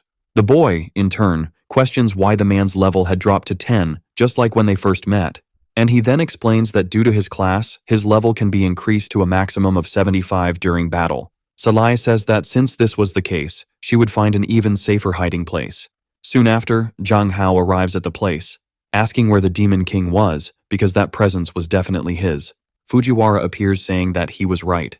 The man questions where his enemy was. The woman tells him that he had already left, and explains that now he had reincarnated as a human with a new name. After that, she lies saying that her name was Shui Ting from the Dragon God Association. During the night, everyone gathers at Miiamoto's mansion. Joe Xiao cries, hoping that her friend will be okay, while the protagonist thinks about how she shouldn't be in that state since his blow hadn't been that strong. Then Juxin tells that her niece's injuries were severe and that she would treat her personally with a bath therapy. Liu says that there is no need for the woman to worry since her lady only suffered minor head injuries and that she would be fine after resting. The girl in turn stares at the butler thinking about how annoying he was. After that, the butler thanks Zhou Qing for saving the girl, but the boy says that he should be the one grateful since she got involved in this to look for him. The protagonist says he will go to the association to see if there is any information about Salai and asks his sister to stay there to take care of her friend. After that, he leaves Miiamoto's mansion saying goodbye to everyone. Outside, the young man decides that it's time to move on to the next phase of his plan. After a while at the association building, a panel announces that Shui Ting was being sought for being extremely dangerous, and that if anyone found him, they should notify and avoid combat. The people present recognize the man as he is a member of the Dragon God clan. Salai realizes that the association was not sharing the information about her return and believes that they might be doing this to avoid panic among the players. She then turns around, understanding that Fujiwara really didn't deceive her, and wonders what his real intentions were. However, before anything else, she decides to return to her dungeon to deal with Park Richuan. After that, the boy opens a portal to his dungeon. The man questions whether the demon really had a way to make his opponent reveal where his sister was, and the young man asks his companion not to worry, saying that maybe he wouldn't need to hide anymore since the others still didn't know he was helping him. The young man, in turn, says he doesn't care about that because he just wants to rescue his sister, and the demon replies that he will never break his word. After that, they decide to open the cube that was holding Park Richuan. The insect comes out screaming, challenging the protagonist to wait until he regains his original body. With a dark look, the demon comments that he would use him as food for chickens. Park Richuan then says that if he does that, he will never know where he locked up that miserable woman. Right after, he turns to the man proposing that if he kills that boy, he will tell him where his sister is. However, the player does not accept that proposal and comments that he cannot be the only one who knows where the girl is. The insect, in turn, claims that only he knows where she is being held captive, and that if no one feeds her for a long period of time, she is destined to die of hunger. Upon hearing that, the protagonist comments that he has no other option. His companions are startled and ask if he intends to kill him. The demon says they misunderstood because he only wants to make that guy understand that sometimes living can be more painful than dying, and Park Richuan asks what the opponent will do with him. After that, the protagonist stretches out his arms, saying that he is not planning to do anything to him, but he knows someone who wants to. The man asks if that was a portal to a secret dungeon, and the young man replies that it was exactly that. As they cross the portal, Salai comments that he really wasn't interested in freeing that person. Upon arriving at the location, the protagonist hands the insect over to his colleague. After that, he grabs his demonic sword and drives it into the ground, causing a barrier around the castle to break. Something inside the place senses the boy's presence, and quickly rushes towards him. However, it was Celine who runs to hug Salai, saying they would never be separated again. The dragon gets irritated by that and tells the woman to take her hands off his master. The vampire, in turn, asks if she is jealous and mentions that she is very close to the boy. Soon after, the two begin to confront each other. Face to face, the women start criticizing each other's appearance. Salai intervenes in the discussion, telling both to stop it. After that, he turns to Selene, saying he has a task for her to handle. The woman then replies that she will do anything for her master. The boy turns to his colleague, telling him to hand Park Richwan over to her. After that, he explains to the girl that he needs her interrogation skills to make that insect reveal everything he knows as quickly as possible. Celine holds Park Richwan, saying that from now on it would just be the two of them. The player, in turn, says that the woman is underestimating him too much. However, before he continues to make a scene, the vampire pierces him with her nail, causing immense pain to the insect. The girl tells her master that she will be back soon and that she will take the enemy to her interrogation room because there are more tools she can use there. Startled by what he saw, the protagonist even feels pity for Park Richwan. Somewhere else, Matt in his cat form walks, bleeding in the rain. Due to his injuries, he ends up falling to the ground. After that, he wonders if he will really die there. But before he closes his eyes, he notices someone approaching him. After a while, Selene comes out of her room, saying that the insect agreed to reveal what they want, but in exchange requested that his life be spared. The vampire comments that she is confident she can make him spill more information with a little more time and asks if she should continue. However, the boy replies that there is no need because time is something they do not have. Soon after, he and his companion enter, finding the insect tied up, begging for mercy. The young man promises that he will not kill him if he reveals where his colleague's sister is. Park Richwan says she is in the barren hills of the Northern District in a seemingly simple house that is under his secret research institute. Salai turns to go to the location, and his colleague tells the insect that if anything happens to his sister, he will still die. After that, the two run through the forest, and stop when they find a small house. The protagonist comments that those coordinates match exactly what his enemy said. However, the boy realizes that the place is very quiet and asks if the young man is not afraid it might be an ambush. The boy in turn jumps closer to the house, saying that Park Richwan would not trust other people, because to monopolize the purple blood, he definitely would not tell anyone about that place. However, before they enter, a huge creature appears on top of the house. Quickly, the monster leaps towards the boy.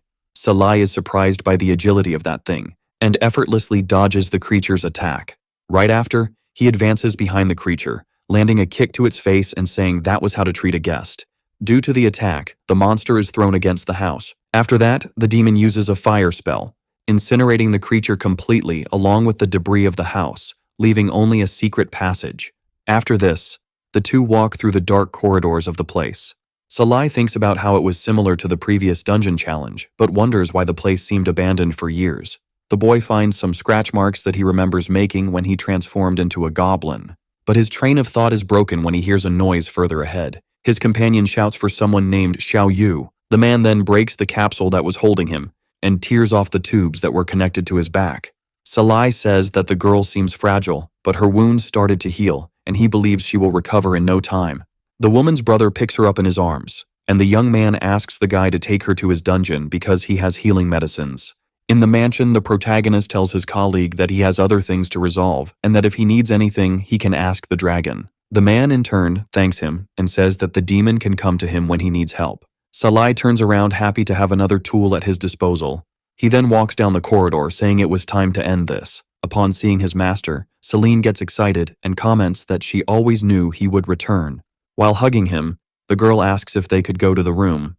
However, the boy asks his subordinate to stand guard at the door because he was going to have a conversation with that insect. After his boss enters, the vampire gets irritated by the fact that Park Richwan was ruining their mood and decides she will take out all her anger on him later. The player questions whether the demon had found the girl, and he replies that yes. After that, the insect demands that the protagonist keep his word and thinks that when he regains his original body, he will eliminate him. However, Salai tells him that he will not release his enemy because he still has a doubt, and then asks if Park Richwan remembers the goblin that injured him. The insect questions whether the demon was there to mock him, and the young man, in turn, replies that no, he was just curious. Soon after, the boy mentions that it had already been 10 years and that he does not want to talk about it. The boy finds that information strange since it had been less than a week since he entered that dungeon. After this, Salai says that that was all, and the insect quickly asks him to keep his word of not killing him. With a smile, the demon says he will not do that unless he begs to be eliminated. Trembling with fear, Park Richwan asks what he was planning. After that, Selene enters the interrogation room. The boy tells the woman that the insect was all hers and that she should be notified when he wanted to die. The girl, in turn, comments that her understanding of the intensity will be very precise. After a while, Miiamoto awakens, wondering why the demon did not kill her, and she ponders what Salai told her about not being responsible for her father's death. Soon after, someone knocks on her room door. The woman takes a deep breath and asks the person to come in. The protagonist enters with a basket of apples, asking how she was recovering. The girl smiles, saying she was fine and that her uncle told her he rescued her at the cost of his own safety. Salai questions how he could let her die after she helped him so many times. He then sits near her, telling her to focus only on recovering. The boy decides to test her to see if she knows the true identity of the Demon King by asking if she knows who he is. Miiamoto replies that it could be Shui Ting from the Dragon Clan, as everyone was saying, but there was no way to be sure since he was wearing a mask. And the young man comments that it was no wonder this guy was being sought by the association. After that, some noises are heard from outside the room. The boy realizes it was his sister and says he will take a look. However, upon opening the door, he finds the corridor empty and wonders where she had gone. Suddenly, a cat appears, scratching the protagonist's chest. Joe Xiao appears, scolding the animal, asking why the feline was running from her, and she is curious if the reason was that he didn't like that outfit. Salai wonders how the girl can find that animal cute. After that, the boy notices the aura coming from that cat, and quickly takes it from his sister's lap, saying he wants to talk to it for a bit. Joe Xiao wonders how his brother thinks the feline will respond to him. Outside, Matt asks the player to let him down. Then he tells the boy not to worry because he wasn't there to seek revenge. Salai asks why the guy was using that form. The cat explains that it got hurt badly in a battle and decided to transform to escape, and that it wouldn't have survived if it weren't for the protagonist's sister. After placing a cat toy in front of the man, he notices that he was enjoying it. Matt comments that what he seeks are instincts and natural freedom. Soon after, the boy asks who had beaten the guy up like that. The player reveals that it was Liu Yi and that he hadn't come out of the fight much different from his state. After that, he questions if the protagonist wants to join forces against him, and the young man, in turn, is curious if he was being invited since he was just an ordinary player. Matt asks if the guy doesn't trust him. The boy then grabs the animal by the neck, responding that it was exactly that, and that he couldn't trust him based purely on his words, and that instead of joining him, it would be better to just kill him out of precaution. Then the feline comments that if they were enemies, the protagonist would already be surrounded, and completes his reasoning by calling the demon by his true name. Salai is surprised and asks how he knows that. Matt, in turn, explains that it was by the smell because he had the odor of Park Richwan. Meanwhile, elsewhere, a group of players is in a meeting. A woman says she will handle everything since her superior had entered a dungeon alone and couldn't attend. After that, she mentions that she recruited 2 of the best players to help them track down the wanted Shui Ting, one of whom is the president of the Yingling Palace. Zhang Hao comments that the 2 wouldn't help, especially the trash from the Yingling Palace, since they were assigned to protect Salai's dungeon, but ended up letting a monster escape. Then he says it would be better to seek help from Dukovsky in the North Pole, because that way things could be easier. After that, he indirectly mentions that if it weren't for a certain someone who decided to have conflicts, they could have captured the demon.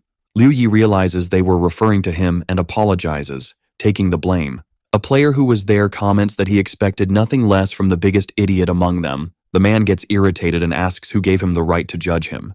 Zhang Hao slams the table, saying there is no time for internal conflicts, and tells the 2 to shut up. Then he explains that according to the auction organizer, the dungeon appeared suddenly in the area before disappearing without warning, and they suspect it is related to the Demon King. The man orders them to make an announcement to all players to search for the Dungeon of the Land of Death, and that if they discover its location, they should notify him immediately. As they walk through the mansion, the cat tells the protagonist that he doesn't need to worry about being betrayed, and that to be fair, he can't even beat the young man in his current state.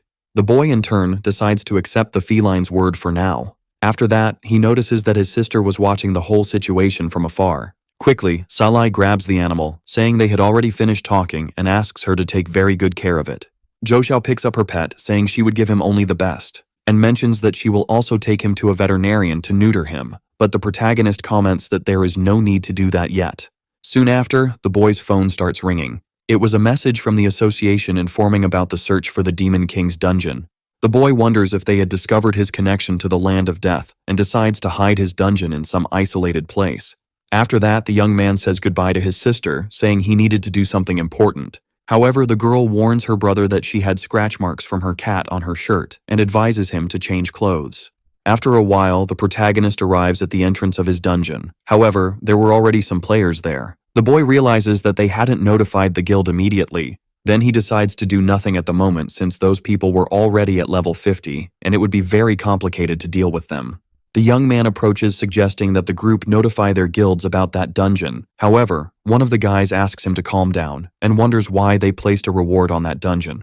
Before Salai can respond, the man says he believes it is full of precious artifacts and gears inside that portal.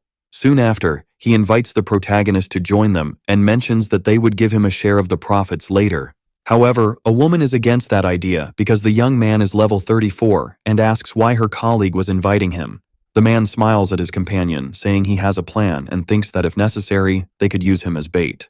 Salai, for his part, decides to accept the invitation and says that the rewards inside the dungeon must be better than what the guild was offering. After that, the boy comments that they all seemed powerful, getting curious about their levels, and the man replies that everyone there was at level 50. The demon is surprised and asks how players of such high levels could enter a dungeon of level 25 to 35.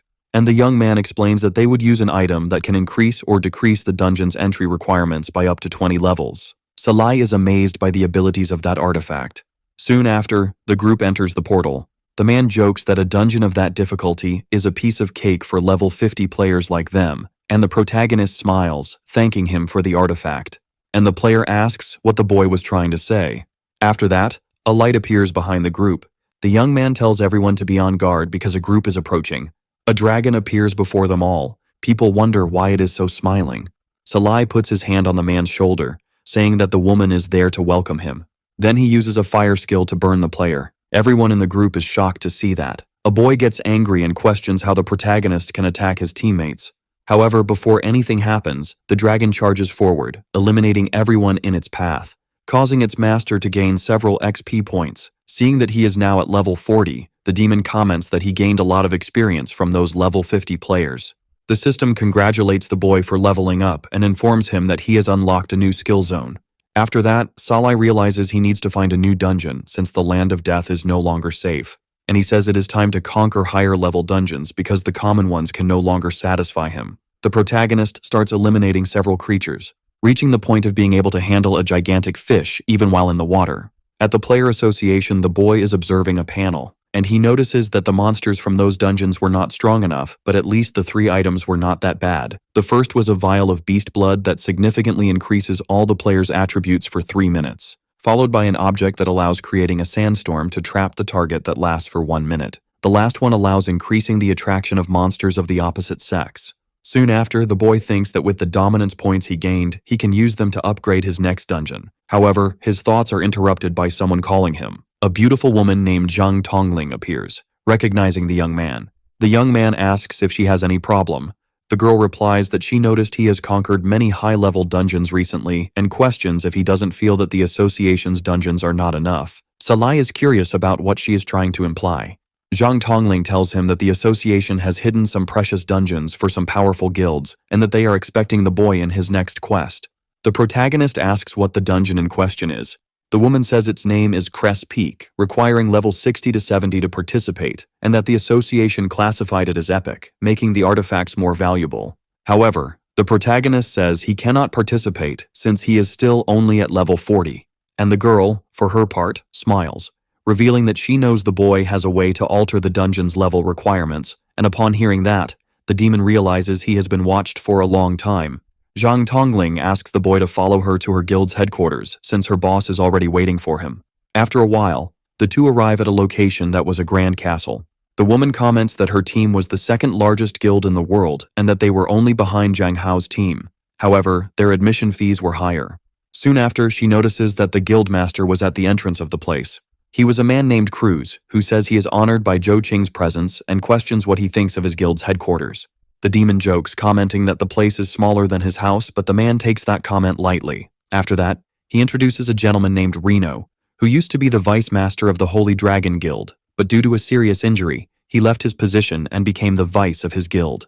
Then he introduces Black, a veteran who, due to his artifacts, has never had casualties in the teams he leads. The boy realizes that Reno's level is very high and says that his artifact won't be able to lower his level enough. Cruz smiles and says that the colleague will not participate in the dungeon exploration. Soon after, Black questions whether his boss really wants to take a level 40 player into the dungeon, and the young man comments that the boy is being underestimated. The knight then proposes a test for the young man, which consists of him breaking his artifact. Otherwise, the protagonist would have to give up his items for free. Cruz quickly reprimands his subordinate, saying that this is not how a guest should be treated, aside from the fact that it is impossible for him to penetrate his armor. Salai, in turn, says that it's all right and that he will make the man eat his words because he loves being provoked. Zhang Tongling tells the protagonist that there is no need for him to accept that challenge because his name is already on the list of participants. The demon then suggests that if he defeats his opponent, he will have to kneel and bark like a dog every time he sees him. Black admires his opponent's courage and decides to accept the deal. However, he will have to do the same if he loses.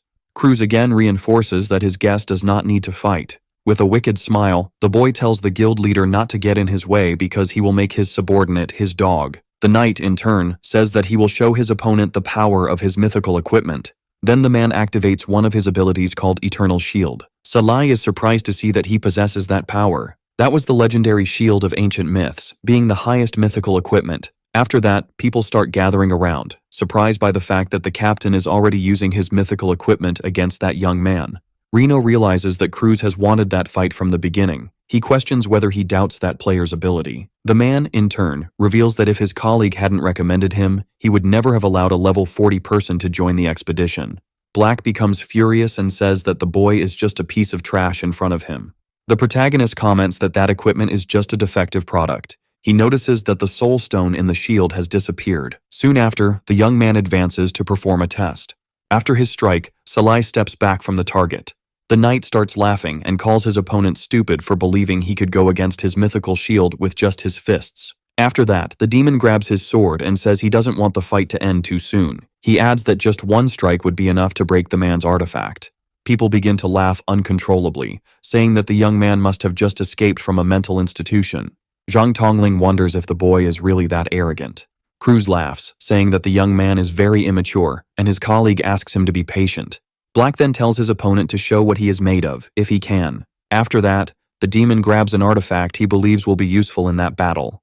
That was his beast's blood vial, which increases all his attributes for 3 minutes. Then he holds a card, saying it is time to use that too. Salai then delivers a slash using his sword. Upon colliding with the boy's shield, an explosion occurs. Everyone there is surprised by what they have just seen. Cruz wonders how the protagonist can be so powerful, and his companion explains that this was the awakened ability of the Sword Saint. However, even after that attack, Black remains standing, saying that all of his enemy's tricks were useless in the end. Confident of his victory, he calls the young man a dog and orders him to kneel and bark. However, Salai tells him to stop making noise. After that, he approaches the knight, giving a light tap on his shield, already enough to shatter it into pieces. Black is startled to see what happened to his mythical equipment. The people become furious and start accusing the boy of having cheated in the fight. The demon explains that using artifacts that enhance strength is not cheating, and that using that shield is much more detestable since it was not created by humans. He then asks if the reason they are acting this way is that they cannot accept losing. Cruz appears, saying that the boy is right, and that Black was indeed defeated in the duel, causing all the people there to feel embarrassed. After that, the man approaches his knight, telling him to fulfill what he promised. However, the young man hesitates about doing that, and wonders why he cannot bark. But before he does anything, he hears a voice asking him to stand up. Salai comments that no one there wants to hear him bark, and just asks him to give him something to forget about the incident. Black stands up gratefully and says he will give whatever the protagonist wants. The demon then asks for the eternal shield that was broken as a gift. Upon hearing that, the man hugs the young man, saying he was truly a good person for asking for equipment that could no longer be repaired. Salai steps back, thinking that even though the knight is reckless, he can still use him later since he knows how to take care of his companions. Black, for his part, comments that his new colleague is quite generous. Soon after, the protagonist receives the shield legally and thinks about how he now just needs to find his soul stone to repair himself automatically. Reno asks his companion what he thought of that player his friend had recommended. The man then replies that the boy was quite interesting, for he was definitely an absolute monster. In his mansion, Liu Yi asks his colleague if she had given a dungeon in his name to a group, The woman replies that she was just helping and was only giving them what they wanted since they decided to challenge the rarest dungeon of the association. The man reveals that he tried to challenge the Peak of Cress right after he awakened. However, it became the nightmare of his life, and now it was just a matter of waiting for them to be eliminated. The woman asks why the young man was against them. Liu Yi comments that this was Cruz's group, who still harbored resentment for having stolen Reno from him. After that, he says that if they cross the line, they will face annihilation. In a snowy environment, Cruz says he will break the seal of the dungeon and asks his companions to prepare for battle. Soon after, they come across two towers with chains. The man explains that to prevent the monsters inside from coming out to harm the people, the association sealed the dungeon, and only the corresponding violation stone can break the seal. Salai asks when that dungeon appeared. Cruz reveals that the first time was 12 years ago, and that the first crusade failed in the mission. The boy realizes that 12 years ago was the same year the Snow Elf clan appeared. After that, the portal is opened. The guild leader encourages his companions, saying that together they will conquer that dungeon. After that, the entire group crosses the portal, and the young man thinks about how it was exactly as he imagined since it was the same environment as outside, making him realize that all of his territory was teleported there by an unknown force. Cruz tells his colleagues not to relax since that dungeon was of epic level and that they were not there to be on vacation. He then says that according to the mission's hint, they needed to reach the peak first before continuing to the next objective. Black smiles and says that with their leader there, they could easily conquer the dungeon. After that, a roar is heard in the forest, and a huge snow monster appears heading towards the group. However, Black quickly appears, activating his shield, easily defending against the Yeti's strike. The man says that as long as he is there, a creature of that level will not be able to approach. The woman in the group stretches out her hand to use an ability, and thus, several plants appear, trapping the monster. The players decide to take advantage of that opportunity to advance. Without much difficulty, they manage to eliminate that beast by cutting it in half. Some players start to boast, saying that the challenge had been very easy. Suddenly, Salai becomes desperate, telling them to move. Right after, several magical arrows appear, eliminating some of the players. Before it kills more of his companions, Cruz holds one of the arrows. Black is startled and questions where that attack came from. The protagonist, in turn, replies that it came directly from the peak. Upon seeing that ability, the young man realizes it was from the Snow Elf clan. The knight asks how it was possible for an attack to come directly from the peak. Cruz thinks about how impressive the young man's observation skills were. After that, he gets irritated with his companion, asking why he didn't activate his shield. The man apologizes and says he thought the battle was over. Then the guild leader tells everyone to take that mission seriously because any monster from that dungeon could kill them. Without thinking twice, everyone shows they understood the man's orders. Cruz starts to have a bad feeling about that place because the creatures seemed dangerous. Meanwhile, at the top of the peak, a pair of elves appears, staring at the group with their bows. One of the girls says she will play their game for now. After a while of walking, Cruz questions if the protagonist was familiar with the Yetis, and he replies that he is. The man comments that those creatures usually inhabit the peaks of snowy mountains, but the ones they encountered had strayed from their habitat. Salai says it seems more like they are avoiding something. The demon also thinks that besides that, the foot of Crest Peak should be governed by the Man-Eater clan, but there are no traces of them, and the top must be under the control of the Snow Elves, with the village just ahead. However, that silence was too disturbing. Black warns the others that there is a monster village right there. The woman notices that it was all too quiet and wonders where the monsters could be hiding. The protagonist comments that he believes it to be an abandoned village, as the entrances of the houses were buried in snow, appearing to have no one there for a long time. He then asks the guild leader what the plan was. Cruz replies that he would restore the former glory of that place.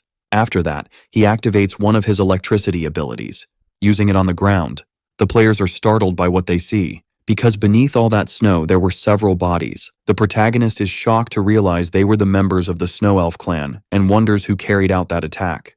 Soon after, Cruz comments that it could be the work of beasts since there were some bite marks on them. Saleh questions what really happened there. Behind the trees, someone is watching the group. Meanwhile, the woman from the guild feels nauseous seeing those bodies, unaware that a monster was advancing behind her. However, before it can do anything, Black appears to protect his colleague, and says he will not make the same mistake twice. Several of those creatures appear. The knight asks his companions to take position since there were only 5 of them, and they could easily defeat them. After that, the players begin to advance towards the monsters. Salai questions if the guild leader would not participate, and he replies that he has his own duties. For those people, the monsters are keys to leveling their presence and merely reducing the difficulty. However, even in the face of such an opportunity to gain ample experience, the boy remained completely indifferent. The young man lies, saying he was scared and that his life was more important. Soon after, the two stare at each other, believing they were both lying. While staring at the body of one of those monsters, the demon wonders why they had no whip marks. After that, he realizes they were wearing collars and becomes curious if they were being held captive. The group surrounds the last enemy, and a player charges forward without thinking twice. However, before he lands the blow, the creature's body explodes, and a beautiful elf suddenly appears. The boy wonders where she came from. Cruz tells his subordinate not to be too hasty. Quickly, Black throws his companion back, taking the front of the battle.